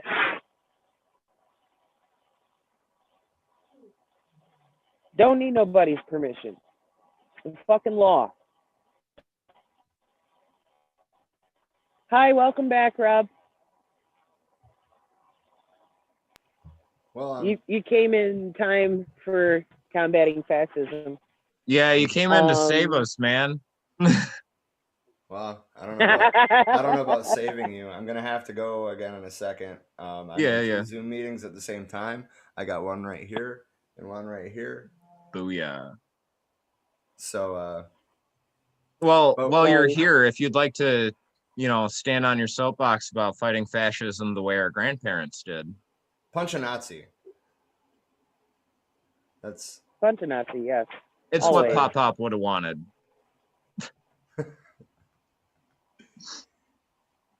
Damn straight. For sure. Lucky day. Well, if you want to move on to the next article, this one is about defunding the police in Austin, Texas. They have successfully reallocated funds that they took from the police and put into housing the homeless. So far, they've bought a hotel and are using that as transitional housing for homeless people. And I hope to see this program grow. It's about fucking that's what time. The fuck is up. It's about fucking time somebody did something about it, man. And it's really yes. cool for me to see because a large amount of the homeless population are veterans, and that means they're helping vets. Right. I mean, they're helping more than just veterans, but veterans are close to my heart, so it's cool for me to see. And also like they're helping people who've had to leave fucked up abusive situations. They're helping so many people. This is something that we need to see happen in every major city or even smaller ones. Denver's been doing this too. There's a couple of hotels, I believe, that they've bought so far for doing permanent housing, if I remember correctly. They were basically converting the rooms as small apartments. There was one that, they said they were going to lose a couple of rooms in order to put in a community room, which, that could go either way. It could house more people or give you some place to gather to really be a community and hang out together. So that is a positive thing there. But they're doing this with funds that would otherwise be going to fascist cops that just, aren't doing their job right. This is a great way to hold them accountable. Cut their funding, put it into doing good. Denver's also been sending out people for 911 calls that are mental health related or like domestic related. They're sending out social workers and actually resolving problems instead of sending cops and escalating the situation. So I just gotta say, that's fucking beautiful. We need to see more of it. Absolutely. Moving on, we've got LGBTQ news, and I know what Rob has written down here. We're going to cover that first, but we have some breaking news on this front. So, Yeah. We're gonna cover the lady that believes in Jewish space lasers, but after that, I want to show you the breaking news. Sock tagged me in it on Facebook just now, and yeah, it's cool. But Trisha, if you would like to take this section away. Well, do you want? Well, you're in control of the okay. stuff, so if you can share that, please and thank you. There you are. Click that top link there. Marjorie Taylor Greene tried to shut down Congress to avoid voting, and the GOP helped her. That does this one have a video? This one that Rob put in there. I put a couple others in that are related stories about the same lunatic. I'm not sure if this one has a video, but Representative Marjorie Taylor Greene, Republican from Georgia, you need to vote her out. I don't know why you voted her in, is the most controversial member of Congress elected in 2020. Oh my God, why is this happening? Oh man. So many pop-ups. Yeah. The seditionist QAnon believer was stripped of her committed this year for publicly supporting the assassination of House Speaker Nancy Pelosi. While Greene loves to talk about all sorts of wild conspiracy theories, from election fraud to space lasers wielded by Jewish people to start wildfire, one about exactly how much she loathes transgender people, which the other uncles are related to. Whew, she's a handful. Like, how are you going to go and make up a story about Jewish space lasers starting wildfires when it's really idiots who are having gender reveal parties setting off big boom? I know that in the background here, I'm like hiding my face and laughing at the things that you're saying. That is not to take away from how dangerous this woman being in power is. That is just simply ridiculous. Yeah. Dude, she's so transphobic, and she's trying to use sports as a fucking excuse for why she's against this legislation that is basic civil rights for gay people, for LGBTQ. And she doesn't want that so much. She's like, but but we have to stop trans women from, well, she probably doesn't call them, but, you know, stop trans women from competing in sports with other women because they're kicking their ass. And it's like, in some cases and in other cases, not so much. I've seen some photos from some MMA matches where trans women were competing with, you know, cis women and got their ass whipped too. You know, it goes both ways. That's part of playing sports. You're going to get fucking hurt sometimes, or you're going to get beat. You're going to lose a competition. Well, I don't think there should be any fucking gender lines across any sport. I'm not even that, I don't give two fucks about sports, really. But if you're going to play them, why do you give a shit what's in somebody's pants or genetics if you're going to play against them? How competitive are you? How confident are you in your own skills? If that's what you're worried about is, oh my God, this person has slightly different DNA. Just, it's fucking dumb coming from somebody who, like, I've enjoyed playing sports when I was a kid. I don't give a fuck about watching the commercialized fucking shit that's just for profiteering. But growing up playing football with a bunch of boys, okay, there's no reason to not, you know, I had fun doing that. I didn't have no girls around me hardly ever to, you know, hang out and play with as a kid. So, you know, you can't sit there and try to claim, oh, well, they're at a deficit in this fucking sports game because they're playing against somebody who is now female and used to be male. It don't work like that. If you want to compete, get your competitive level up and fucking step your game up. Don't bitch about who's on the opposing team. Asshole. That's not an excuse to not sign legislation for civil rights. And it's fucking pathetic that this bigoted bitch is trying to use sports as an excuse for her fucking victory.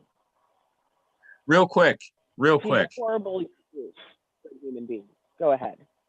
Ladies, gentlemen, and everybody in between. The great and powerful Dean Paxton has arrived. He, just like every wizard, he's never late. He arrives precisely when he needs to. This is true. Welcome. Hi, Oh, everybody. we don't Sorry. have your audio yet. Yeah, no, you're good. I was on mute. I didn't want to interrupt, but yeah, hi. Welcome. So we're in the middle of talking about Marjorie Green. I don't know how much of that you caught, but I caught it's been a handful this week. I caught the back half of what you said. Yep. She tweeted something today whereby I don't know if you saw it or talked about it, but she tweeted a video whereby she went to her colleague's office, which is across the hall, when she nailed a sign up right directly across the hall that said science proves that genders are this and genders, and there's two genders only, and so, some crap like that. Well, basically the entirety of the entirety of Twitter reported that as hate speech. So I don't know if Twitter did anything or not, but I think that there has been a concerted effort to try to trump her ass off Twitter. Well, I do believe that Twitter is linked in there. I shared the article into the presentation earlier about that. Yep. And you can follow the link from there if you want to play the video that she posted on Twitter today. I trolled the fuck out of her. So yeah, I reported it. Fucking say that. I went right on there like, science doesn't say that. Uneducated fucking idiots say that there's only two genders. Science says that humans come in the variety of XX, XY, triple X, XXY, XYY. There is so much fucking variety when it comes to gender. That's true. What's off with that dichotomy bullshit? Yeah, I agree. We've already proven this. Well, I think scale. My wife summed it up perfectly. She said people don't want to learn. That's really what it boils down to. They don't have to change. They don't have to think about anything new or different or extraordinary or beyond what they've decided is the binary norm. Yeah, know? it's hard and it's scary. Right. I think that sums it up, right? People Right. just don't That want to learn it. cognitive dissonance kicks in. So, Well, no, okay. because when you're confronted with actual facts and it negates your fucking, preformed ideal of what something really is, and you're like, holy fuck, how do you deal with looking at yourself and going, I was wrong? Some people's egos just don't want to do that. Okay. It's like, it's okay to be wrong, learn, do better, and it's okay to change your mind when you're presented with new evidence. That's what science does. So it's not often that I get to tell you guys some actual good news. Typically, I just give you some archaeology news that is good for a certain section of people. But this is some good news, guys. This is some Learning the good human breaking news. Are you ready? You ready? Watch this. We're ready. Trisha, I'm going to let you take this away because this is kind of your section anyway. But let me just scroll up to the headline. Bam! Yes! Yes! Stick that up your ass, Marjorie Green. The fucking Fuck house. yes. Yeah, I saw that today. Yeah, my steamroll through the Senate too. My spouse just tagged me in this recently. It said breaking 4 hours ago. So I haven't read it. I have not read any of this. If somebody would like to, I'll send links to the group chat and whatnot so we can discuss this. But that is my good news. That's not all of it. I'm sure I'll find something else. Yeah. But this is some pretty cool news coming out of. I dig it. Coming out of Washington. You know what? We back up because I saw this shit that compromising.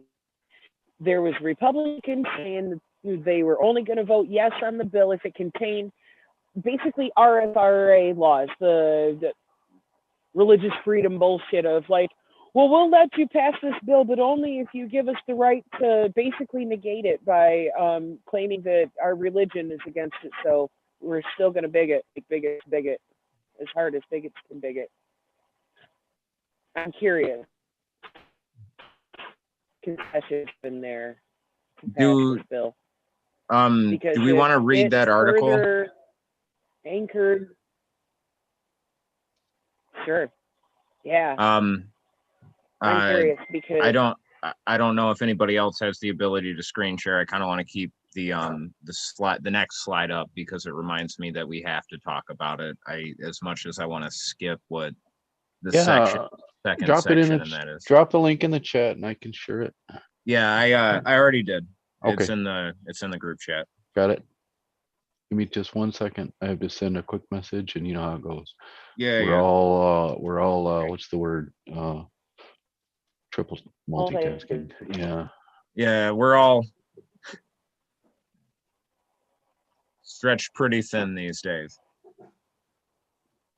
Is Mr. Quarters He's currently in another Zoom meeting with the Arizona Youth Eco Socialists. That's right. I forgot.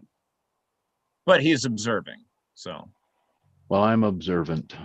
No, I'm not. I'm terrible. Didn't roll high in the wisdom checks. Oh, sorry. That's a D&D joke that not a lot of people get. No, you're good, man. There we go. Yeah, see, to get up at 60, they needed a handful of the Republicans. There's, some that are just supporting it, but there was a few more votes that would be necessary to get it up to 60 that we're fighting for the bigoted bullshit to be added to it. And we don't need to further cement any RFRA laws. Ah, there is a video. I could pop that. I'd have to stop sharing for a minute. Okay. I think that'll probably be the best way to get all the information out there.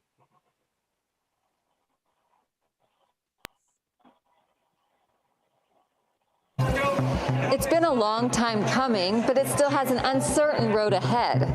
The House of Representatives passed the Equality Act, giving equal protections for LGBTQ Americans. So what's in the bill? It modified the landmark Civil Rights Act of 1964, expanding it to ban discrimination based on sexual orientation and gender identity. The Supreme Court last year enshrined some protection. I'm going to pause it for a second.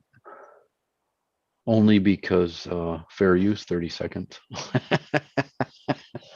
Now I can continue. Nice. On sex and Stock versus Clayton. But the Equality Act goes further. It means that a person can't be fired from a job because of their sexual orientation, can't be denied service at a hair salon because they are transgender, nor can a same-sex couple be skipped over for an apartment lease because of their relationship. Representative David Cicilline, a Rhode Island Democrat and one of a few openly gay House members, says That's why you see YouTube reaction videos stop and they start talking and they say, hold on, oh, I just gotta, let me, and then that's why, because that's a 30-second fair use rule. Yeah.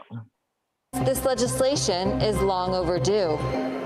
The fight for civil rights and equality has been a long struggle for many communities in our country, and we've made progress each generation. And we knew, even with the Republican-controlled Congress who opposed the Equality Act, that we had to lay the groundwork and begin to really move public opinion as part of our strategy. And the good news is recent polling shows 83% of Americans support non-discrimination protections for the LGBTQ community. A majority of voters in every single state support the same. So we've made real progress. Frankly, it's time for Congress to catch up to the country on this issue, but we knew that this was an important part of our work. So why is this controversial? Well, not all lawmakers are on. I think we all know why it's controversial. Yeah, people are always scared of things they don't understand. Precisely. That's exactly what bigotry, its roots are in, is fear of that which is different.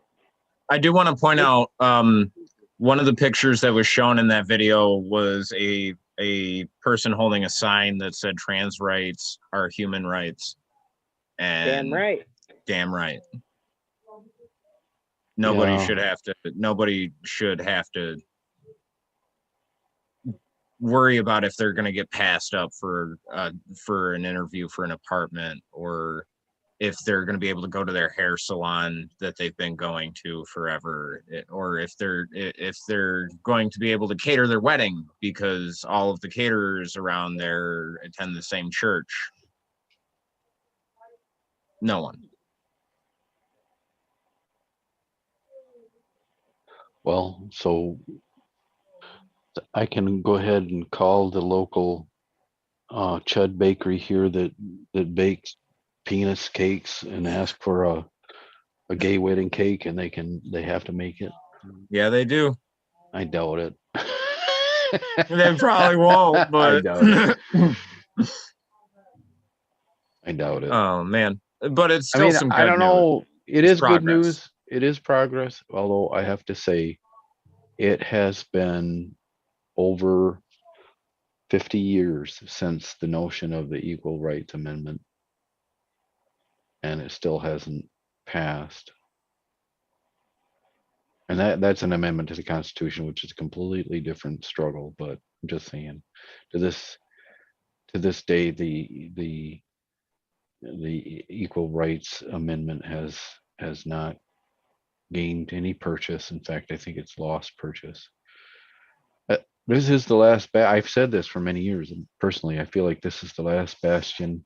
This is the last area. I may eat my words. I probably will, but it is the last.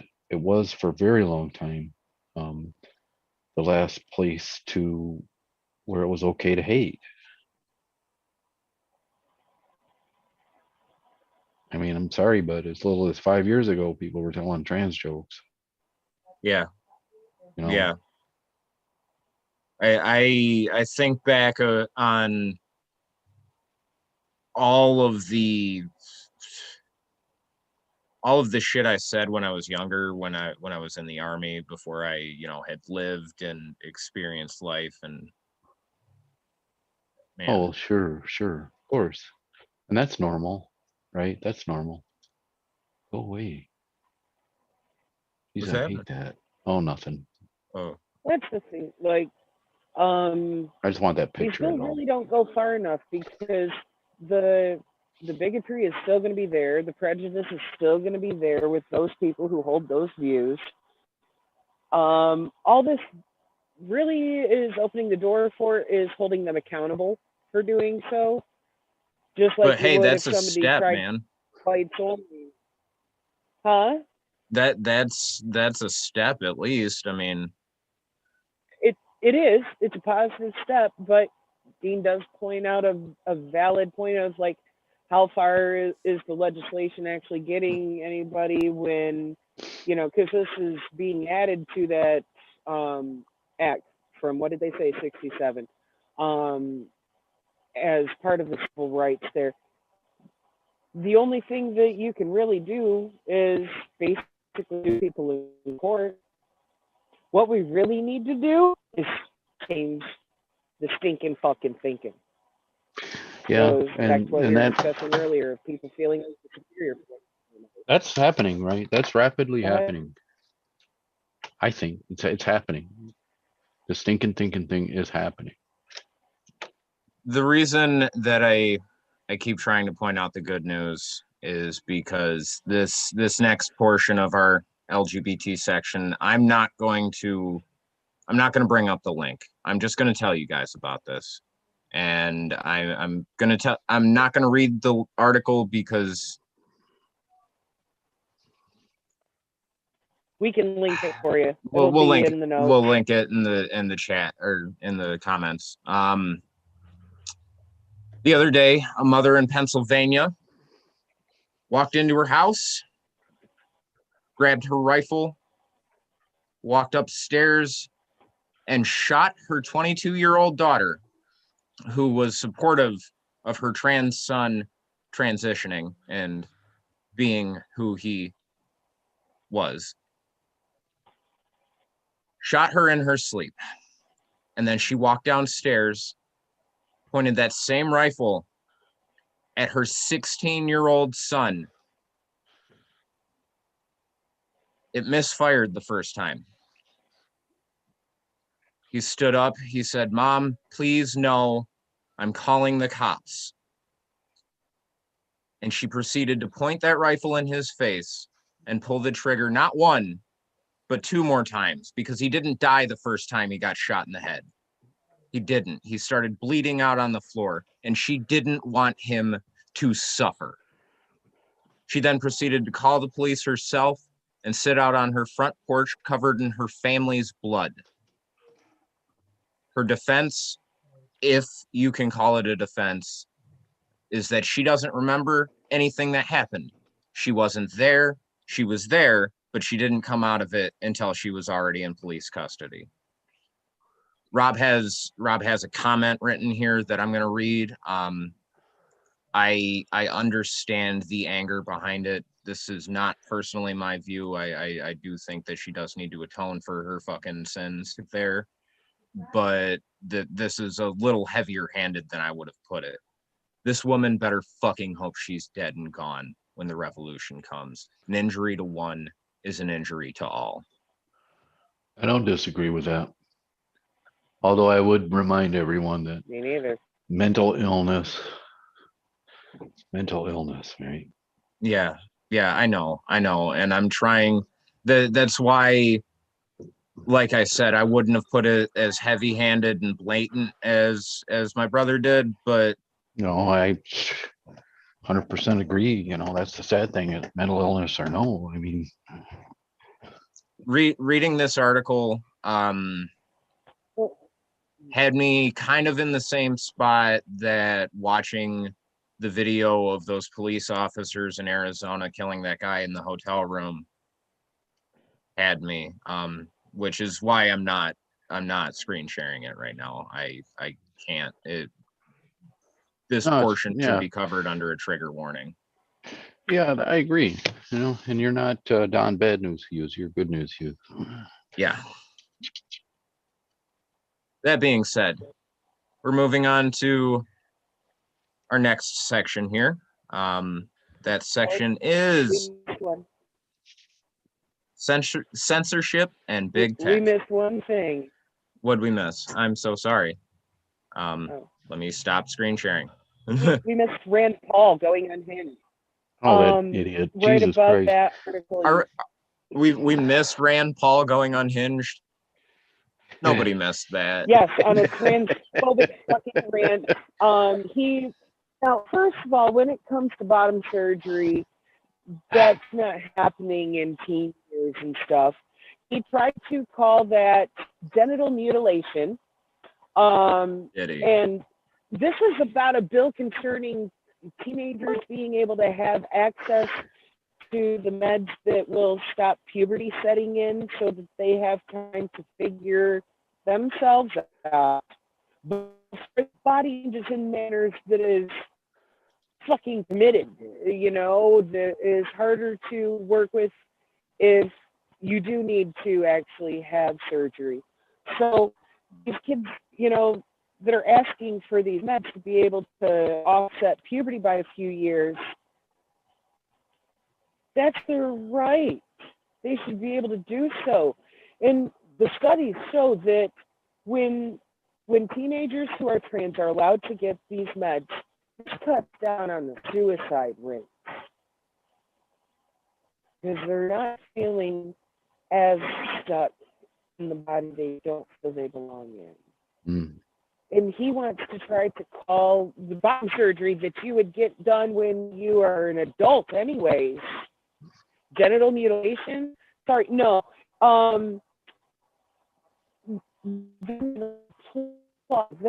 That's something that applies to when somebody can't consent. Like when you circumcise a baby, that's genital fucking mutilation. That baby didn't consent to that. But for a person who is aware and cognizant of their own choices, to want that is not genital mutilation, you transphobic fuck.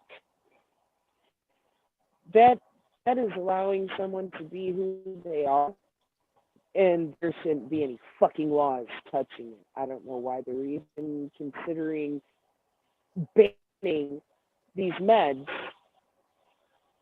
It's fuck, and he's a douche. Yeah. Dude, I watched the video earlier and I wanted to punch him in the dick sucker. Hey, real quick to everybody in the comments section, I apologize. Normally I'm trying to keep up on your comments, but my phone is at 5% and I only have the one computer screen. We'll get to you, I promise. Give me a second, I'll pull those up. Okay. I noticed that there were a lot of comments that we hadn't gotten to. Very good, man. And for anybody that sees me smoking this cigarette right now, I am actively trying to quit, but that news article is, find it hard to keep faith in humanity. Oh, shit. Sorry about that. My phone started playing the audio and it was going to start feeding back. I don't think any of our viewers right now expect professional quality from us yet. Right. James says try vaping. I got my dab pen over there. That might help.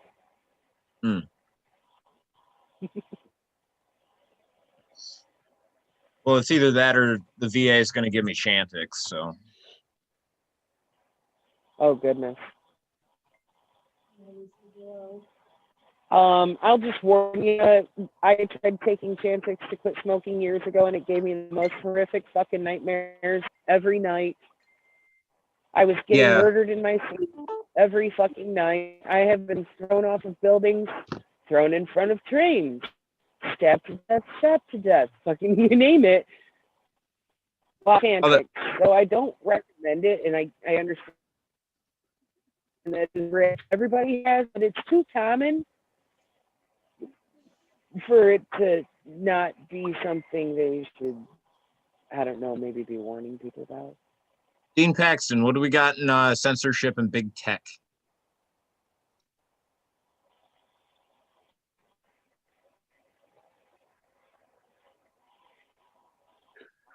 I still really love that group name, by the way, the one you invited me to.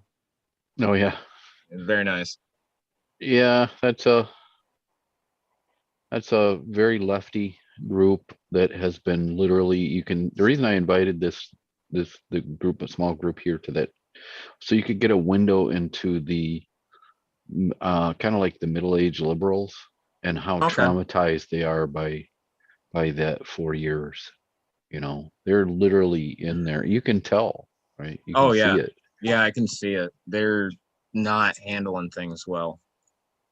I don't really blame them, but So this is I haven't read through this yet, and I'm certainly not going to read through the entire thing, but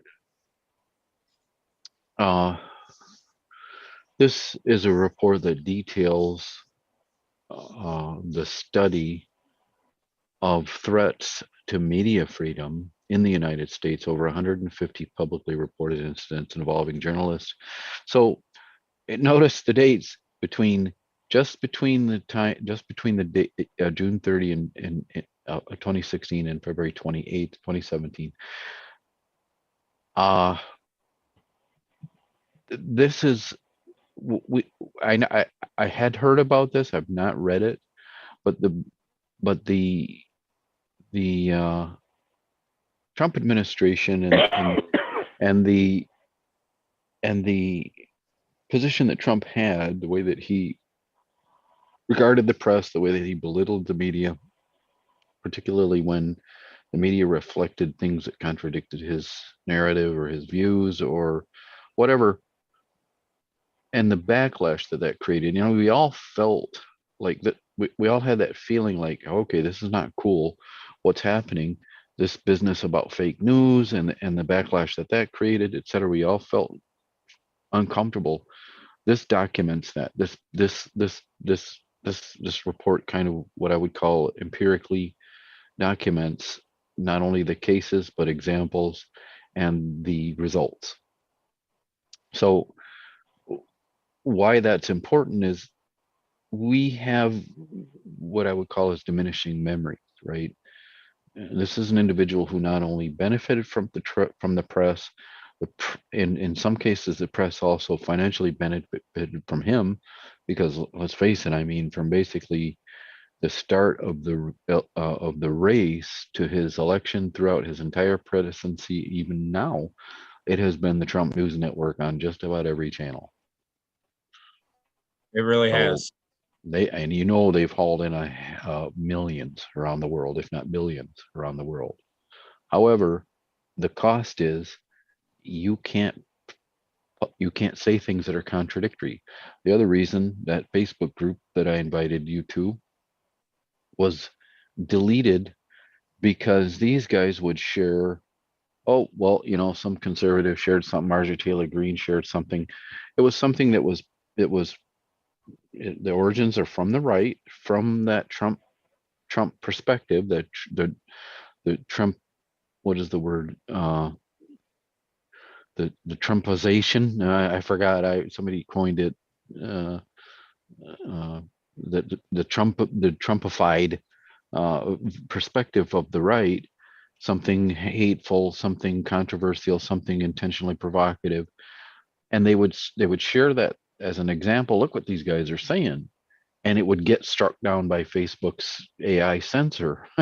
And that's how the group ended up getting deleted, you know, after so many strikes. You know, so it's like that's nuts. You know, and what we haven't discussed on this program a whole lot, which we probably should, is we have discussed it, but not at great length, because I don't think we've had time to really process what's happened in Australia, right? With the fight that they picked with Facebook. I don't know anything about the subject, so I would love to actually have that conversation in the near future. Well, Ditto. it kind of needs its own. It almost needs its own section, right? Yeah. And that was it under censorship big tech. If you guys want to keep rolling. Yeah. I just took over sharing, man. I thought it would Go make for it it, easier man. for you. It's a lot easier. Normally Rob does this stuff, and I just, tell the good news section because somebody's got to keep people looking at the bright side of things. Well, this is a New York Times article. It's probably going to throw a log in. Yep, there it goes. Okay, no problem. I've got a workaround for that. You guys are still seeing my screen, correct? Yeah. Yes, sir. How about now? How about now? Yeah. It's stuck on. No problem. Let me stop it. Yeah. I'm going to share my desktop. Okay. So you can see everything. So I've got a way around paywalls.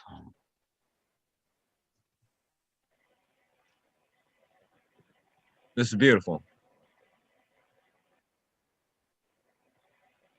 Pandemic's toll on housing. Who listening here has not felt the effect of this economic condition in their housing, their ability to pay bills, their welfare, their well-being? I'm 30 years old and I'm living with my mother because it's cheaper, because we own the property and we own the house and all we got to do is pay taxes and bills. Right. As the pandemic enters its second year, millions of renters are struggling with the loss of income and with the insecurity of not knowing how long they will have a home. Their savings depleted, they're running up credit card debt to make the rent, or accruing months of overdue payments. Families are moving in together, there you go, offsetting the cost of housing by finding others to share it. So I'm not going to read the whole article. We never do. We usually read the first paragraph or two just to get the gist of it. It does end up either in the comments or in the show notes, so you can read it at leisure. And I'm more than happy to share this way I get around paywalls. It's not illegal or anything. It's just Firefox browser with a plugin that enables you to bypass paywalls. Hey, Firefox, gotta love them. Yeah. But yeah, I mean, like, it's gnarly, and I know that I don't know anybody who isn't dealing with some sort of hardship financially, or even an emotional hardship, loss of unemployment, etc. Yet at the same time, there are people where this isn't even a blip on their radar. It doesn't affect them in any way, shape, or form. In fact, I'm quite sure that they're 100% ignorant of the, frankly, struggle that's facing about 40% of this country, and I'm not sure what the global numbers look like. But I'm just gonna throw a little caveat off of what Dean said real quick. Elon Musk, if you were watching. Oh yeah, we have a special yes level for you. Yes, we do. That is correct. In fact, let us share that real quick since you guys are looking. Sorry. I mean, I figured since we brought up people that are probably completely unaffected by. This is our Patreon, and you can see the link. We have very common sense levels of donation, whatever you feel comfortable with. And we will. I really don't think. I didn't see this beforehand. Bring attention to this level specifically for Elon Musk. This is the Elon Musk tier. So I would imagine that once he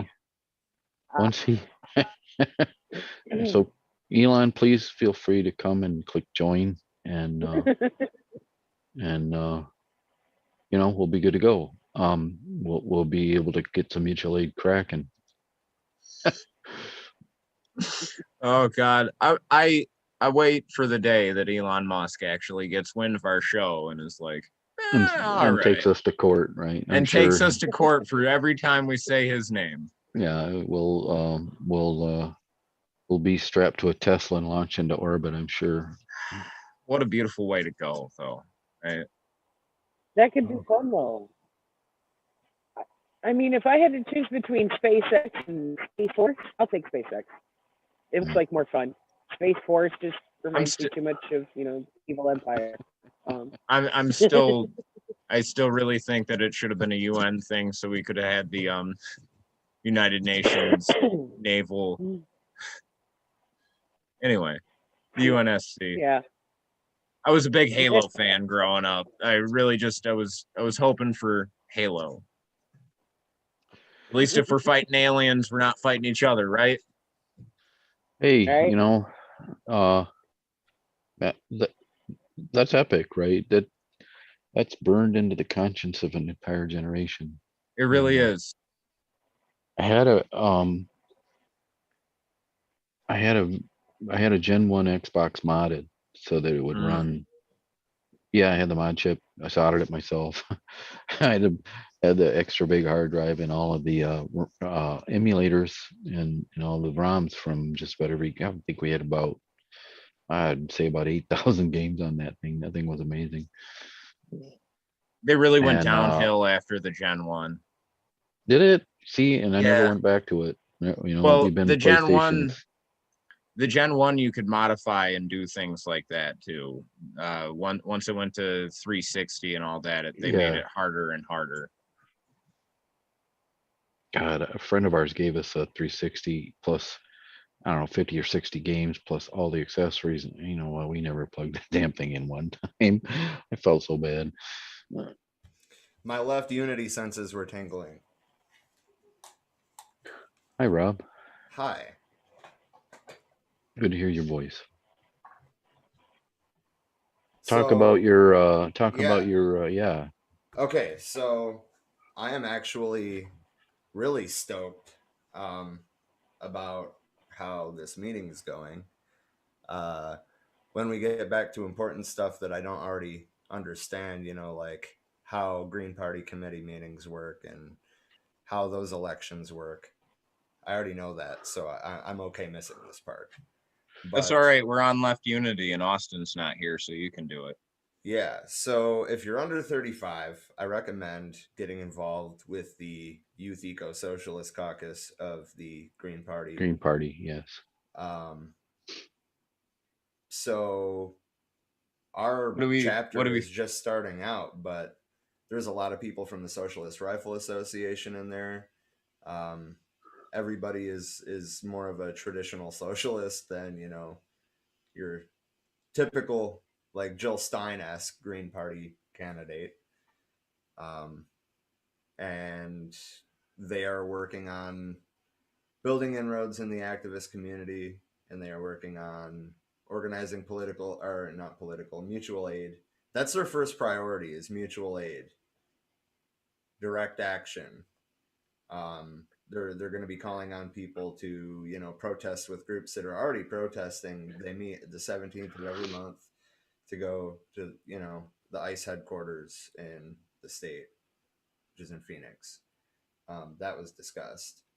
They tried recruiting me for ICE before I even graduated basic training in the Army. Wow. Yeah. Before basic training, not even AIT, like. Don, did the CIA come too? No, just ICE. Okay. Just ICE. No, I mean, he knows it's not unusual, guys.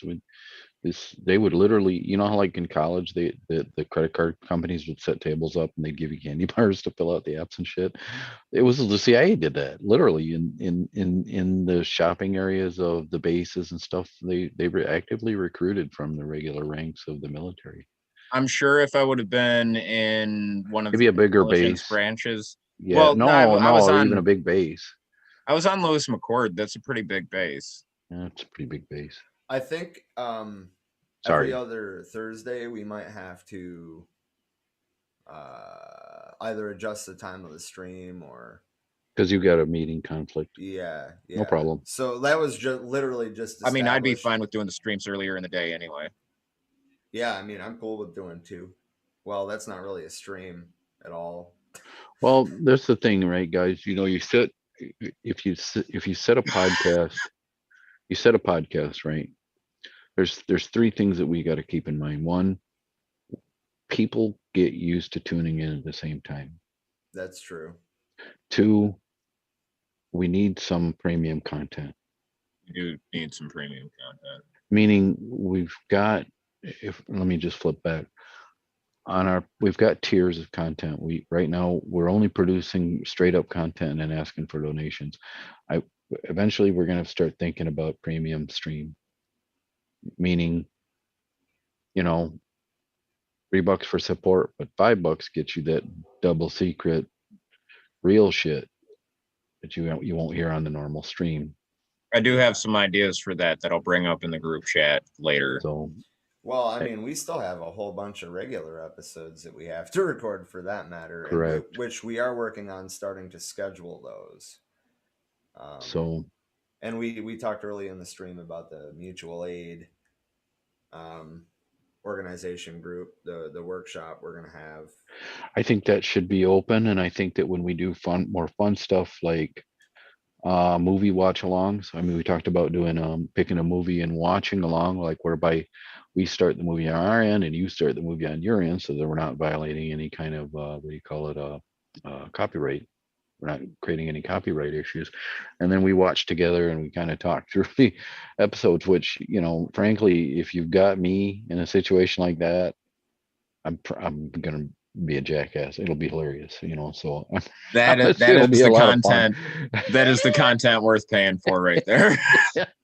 If it, because Rob's always trying to be serious and I'm always trying to be a jackass. So I mean, so thank you. I'm not always trying to be serious. No, and I don't mean to call you out like that, man. But I mean, I think all of us have seen Rob get fired up before.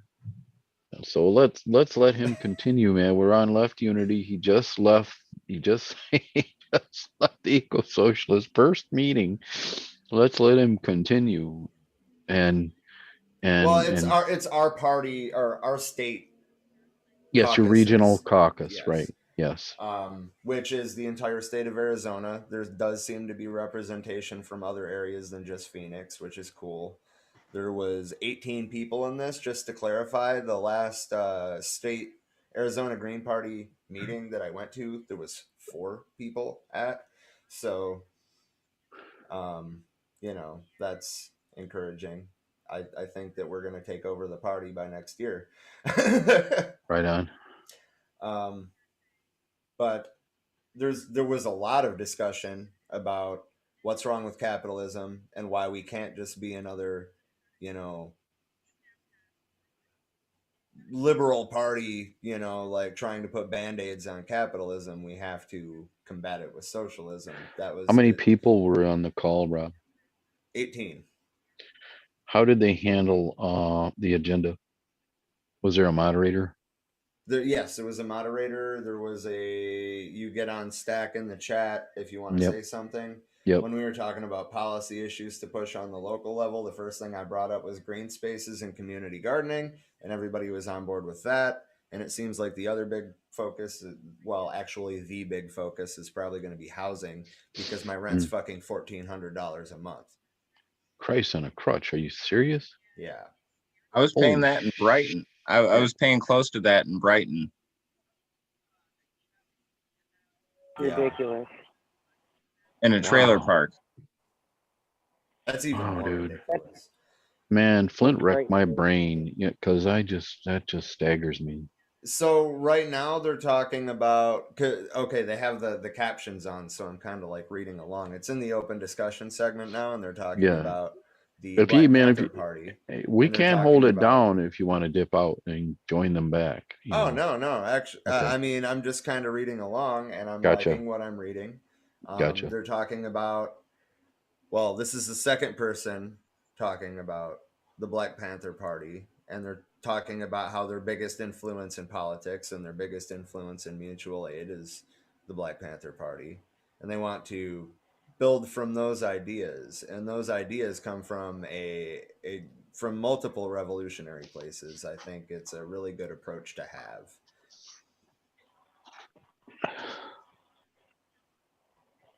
Yeah. And I mean, obviously it's about community building. That's what matters. That's what's going to win elections.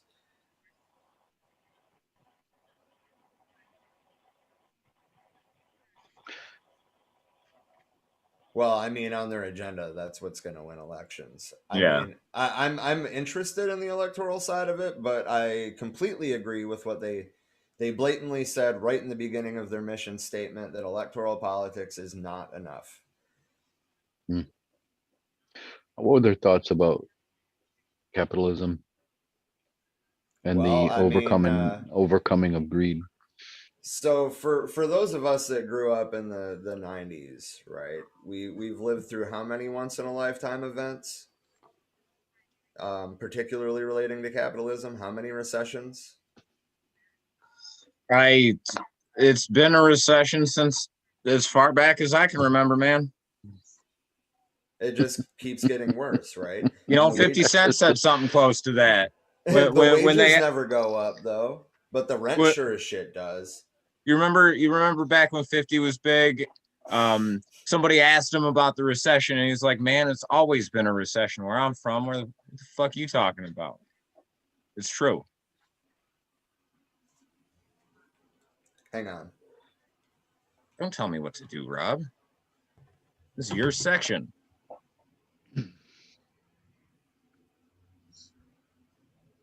It's been good seeing all of you.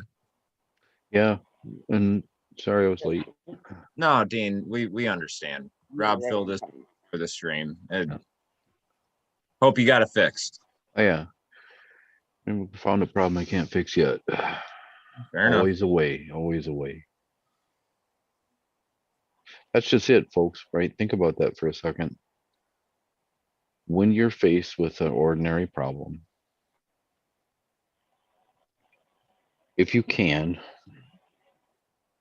try to stay rooted in the solutions, not the problem itself. Sometimes the problem is so staggering that it takes you a minute or a day or a month to even wrap your brain around the fact that there something has happened and it has to be dealt with. Often when it's a normal day-to-day type of problem, like I don't have enough money for rent, I don't have enough money for food.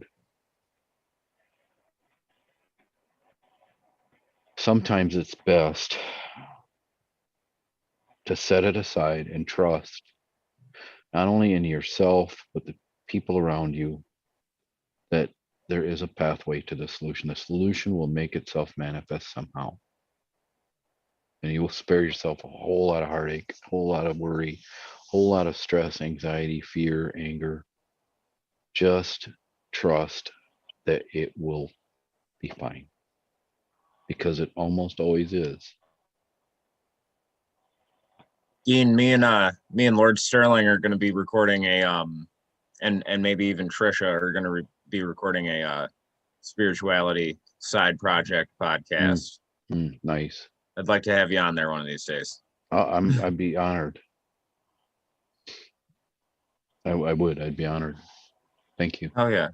Me and Sterling sat down to kind of feel out if we would be able to do it the other day. He had me explain in very broad concepts Norse mythology to him, because it's something that I have an expertise in. And we talked for about 4 hours and I barely scratched the surface. I was messaging him later with things that I had forgotten to tell him that tied into the stories. And then we spent a good part of 2 hours analyzing it and comparing it to other spiritual teachings from across the world. It was actually very fun, and I'm excited for it when that time comes. What you'll be excited is, Me too.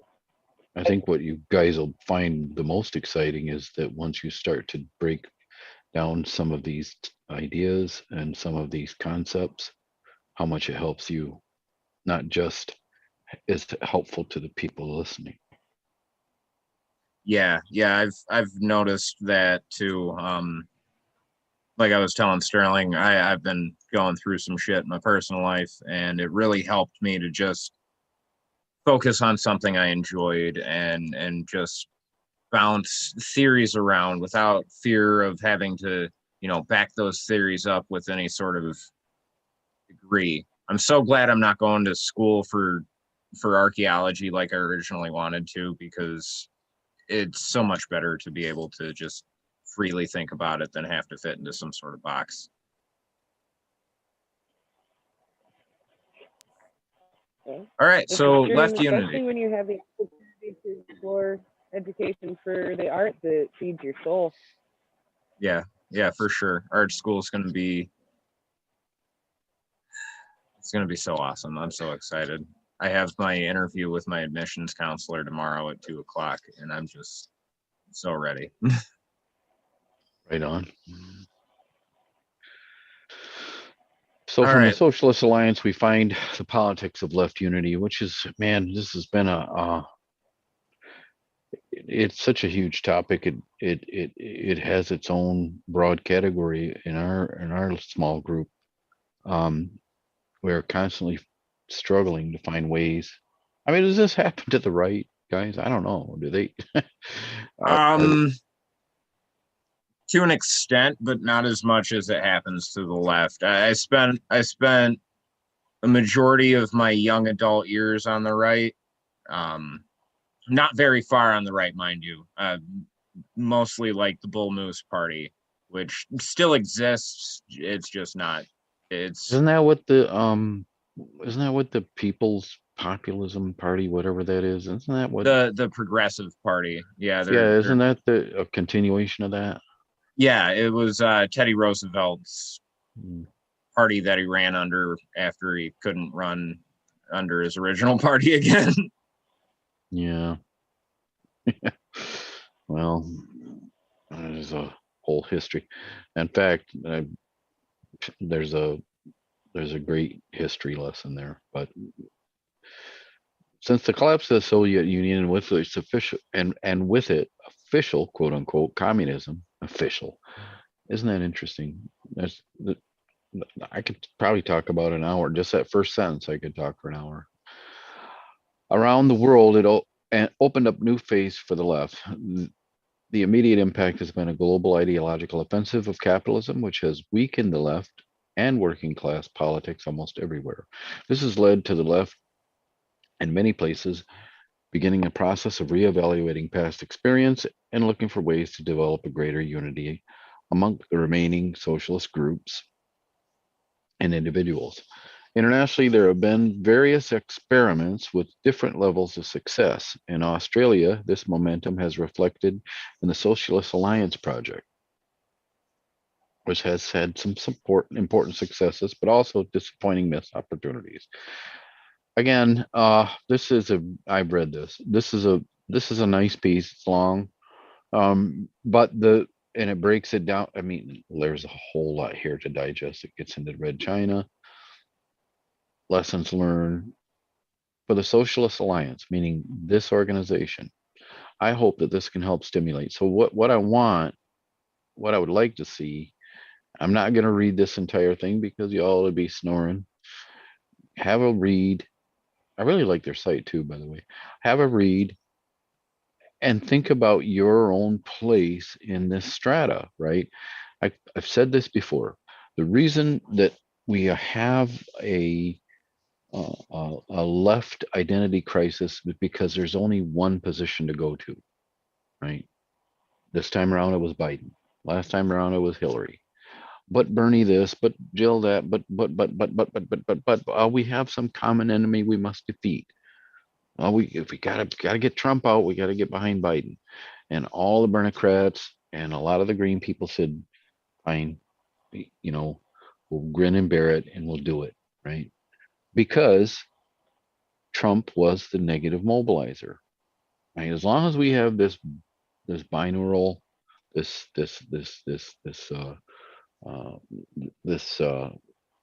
two-party.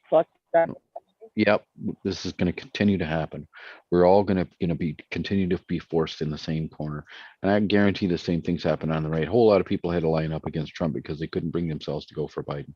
That's why Biden was the attractive candidate. He was the centrist candidate. He was something. He was old enough. He was epic enough. He was an epic old guy that said crazy crap like Trump did. That was enough to make some of the people who were kind of offended by Trump, but not enough to not vote for him, when this time around, but they certainly were not going to pull for Hillary. In fact, you could say a lot of that for the left. I guarantee that somebody who's listening to my voice or will listen to my voice in the future pulled for Trump in 2016 because the thought of Hillary made them want to retch. So I'm sorry. We can chase our tails until we've screwed ourselves into the ground. But until we have meaningful party alternatives, we're going to continue to find ourselves in this dichotomy between right and left, one evil versus the other, one the greater of two evils, the lesser of two evils, whatever.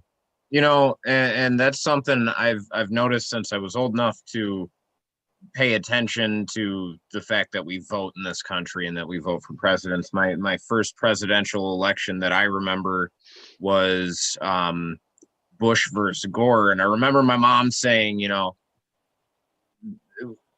we don't want Gore because he's a bad guy, but we don't want Bush because he's a bad guy, but we have to vote for the lesser of two evils here. And I remember clearly asking her, you know, why they're both evil. Why? I still don't understand it. I still don't get it. Well, at that time, it was more of a coronation, right? You had a right to ascension. You climb the ranks of your party, you climb the ranks of the populism, and you reach that pinnacle, and you were the person. And I think that when Hillary came along, in her mind, in her backers' mind, and a great lot of the Democratic Party's mind, it was her right to ascend to that seat. In fact, think about it, before Trump challenged her and kind of knocked the whole paradigm on it sideways, did we not always just go, yeah, well, we were all resigned, right? Of course, she's going to be the president. She's got who else could be the president besides Hillary? Hillary's going to win. She has to win. She's qualified. She was married to a former president. Yes, who has better experience than Hillary, right? Yeah, so I don't know. I voted for Gary Johnson. No, well, at least at least Gary Johnson was amusing, and his neighbor didn't hate his fucking guts, and he wasn't such a repugnant dickhead that his neighbor tackled him and beat the shit out of him, put him in the hospital. That's not Gary Johnson. Gary Johnson's Right. just a kind of an amusing fellow who babbled and said things that I couldn't comprehend, and cool. I really liked Vermin Supreme too, but I couldn't find him on the ballot.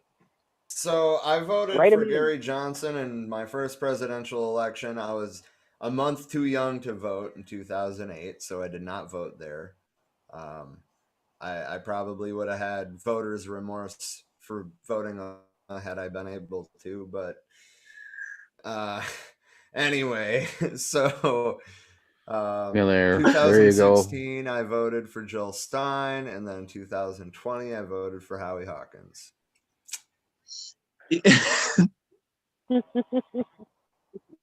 Fuck the two-party system.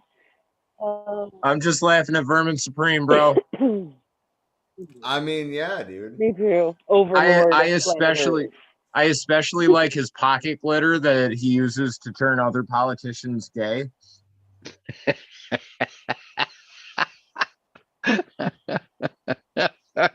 That's awesome. Together. I mean, I don't know. If there was like a fully automated luxury Space Force Communist Party, I would be all about that. I was all about this. I read this top to bottom. And I would say, and we'll link, it'll be in the show notes, it'll be on the website too. It's not a new piece, but I think it's a good place to begin, and it's thought provoking.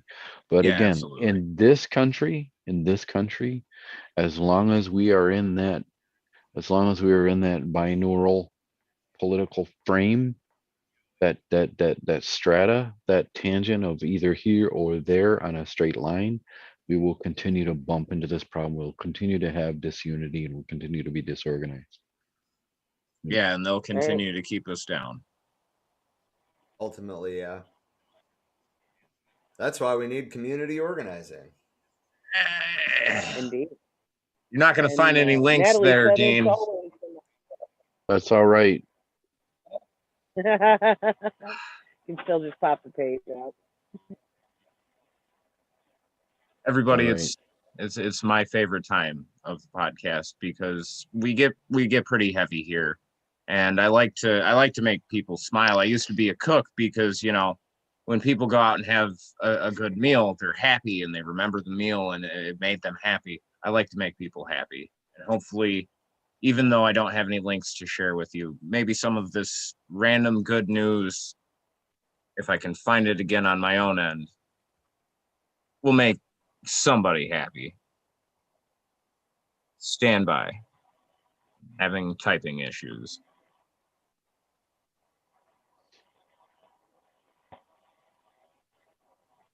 As always, I go to archaeology news because my passion is the past. I think we can learn a lot of things, and a lot of things about it, about ourselves, about how we got to where we are from the past. But I also think that, you know, it's just cool to learn about. That being said, and I will drop a link to this in the comments after this. They have released a virtual interactive environment for the ancient Egyptian temple of Abu Simbel. If you don't recognize it, it's one of the most famous temples in Egypt. It was created, I believe, by Ramses the Great, Pardon me. as a temple to, I believe, himself. I'm not going to read this whole thing, but if you enjoy those interactive 3D things that go around Facebook where you get to see like inside the Pyramid of Giza or the ship burials at Sutton Hoo or any of those amazing pieces of archaeological finds, I think you'll enjoy this virtual tour. And that's all I've got for good news today. That and the house thing that we brought up in the LGBT section, that was really cool. Anybody else got anything? We're still breathing. Yeah, still exchanging oxygen. Hey. Have not accomplished room temperature. Hey, that means we still got time to make some change. Oh yeah, solidarity. I got it right this time. Well done. Yeah. This has been fun, guys. It's been real fun. I enjoy these. Is that it? Is that the end? Yeah. No, the good news I mean, section. I've got I've got the normal stuff, the normal wrap out stuff. I can show real quick. Sorry, guys. You'll see yourselves for a minute. There we go. So, yeah, well, like we always try to give shouts out to other organizations that we find interesting, we find amusing, compelling, educational, and as good resources, or at least in solidarity or within alignment with what you were hearing and what you were thinking and feeling, what we are saying. So, blacktruthmedia.com. Go find them. Revolutionary Left Radio podcast, which I do listen to.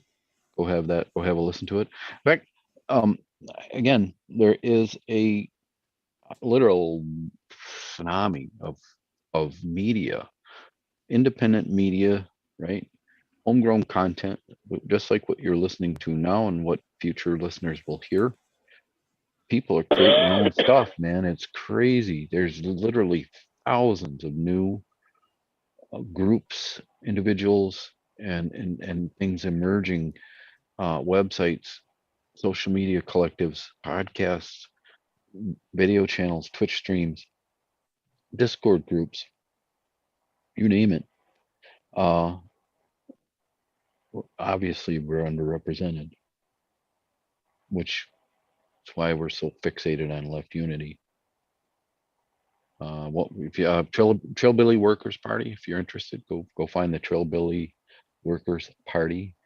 A bunch of socialist rednecks that are broadcasting out of North Carolina, I think, South Carolina, I forget, Tennessee maybe. Hilarious. They're really great sense of humor. I really enjoy them. And find the Antifada if you're looking for something a little more serious. That's interesting too. And then there's always us. And Rob has made sure and covered every single aspect of social media. If you cannot find us, obviously you have as you're listening,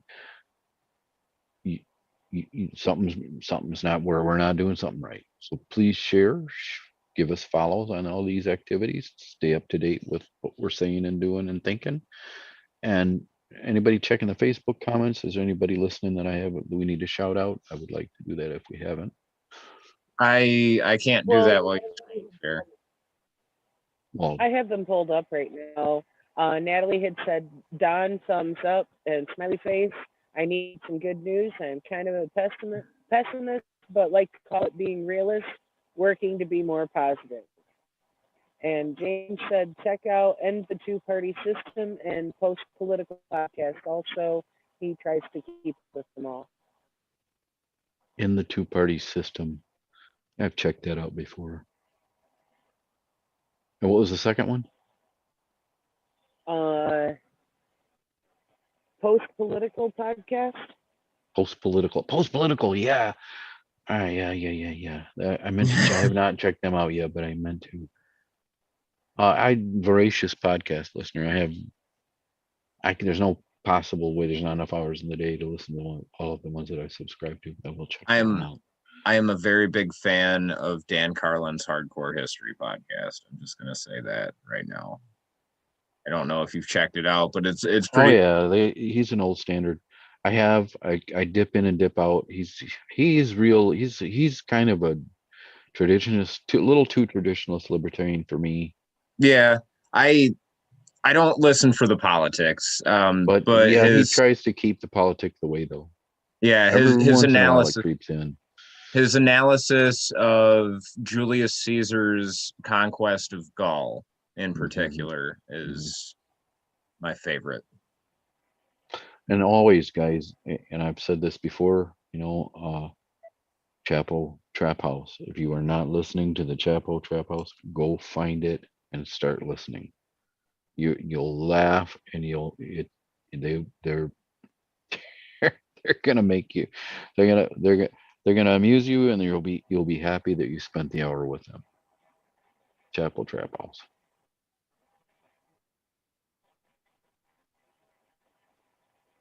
And that's it. Closing comments. It was fun, guys. I enjoyed this. Thank you again for having me on here. Serious, like this is one of the highlights of my week.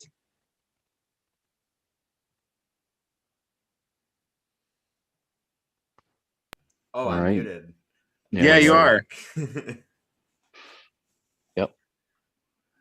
I don't have any other remarks, guys. I'm good. Rob, you good? Yeah, I'm good. Trish gone. Don, you good? Oh, I'm good. I'm good. Thank you once again. Solidarity. Once again for tuning into the For We Are Many podcast. We are grateful to have you. We're grateful to you for lending us your brain, your ears, and your eyes. And we will see you in 4 days. 4 days? 4 days. Math. Monday, yeah. Monday. 4 days. We'll see you in 4 days. I look forward to it. Tell your friends.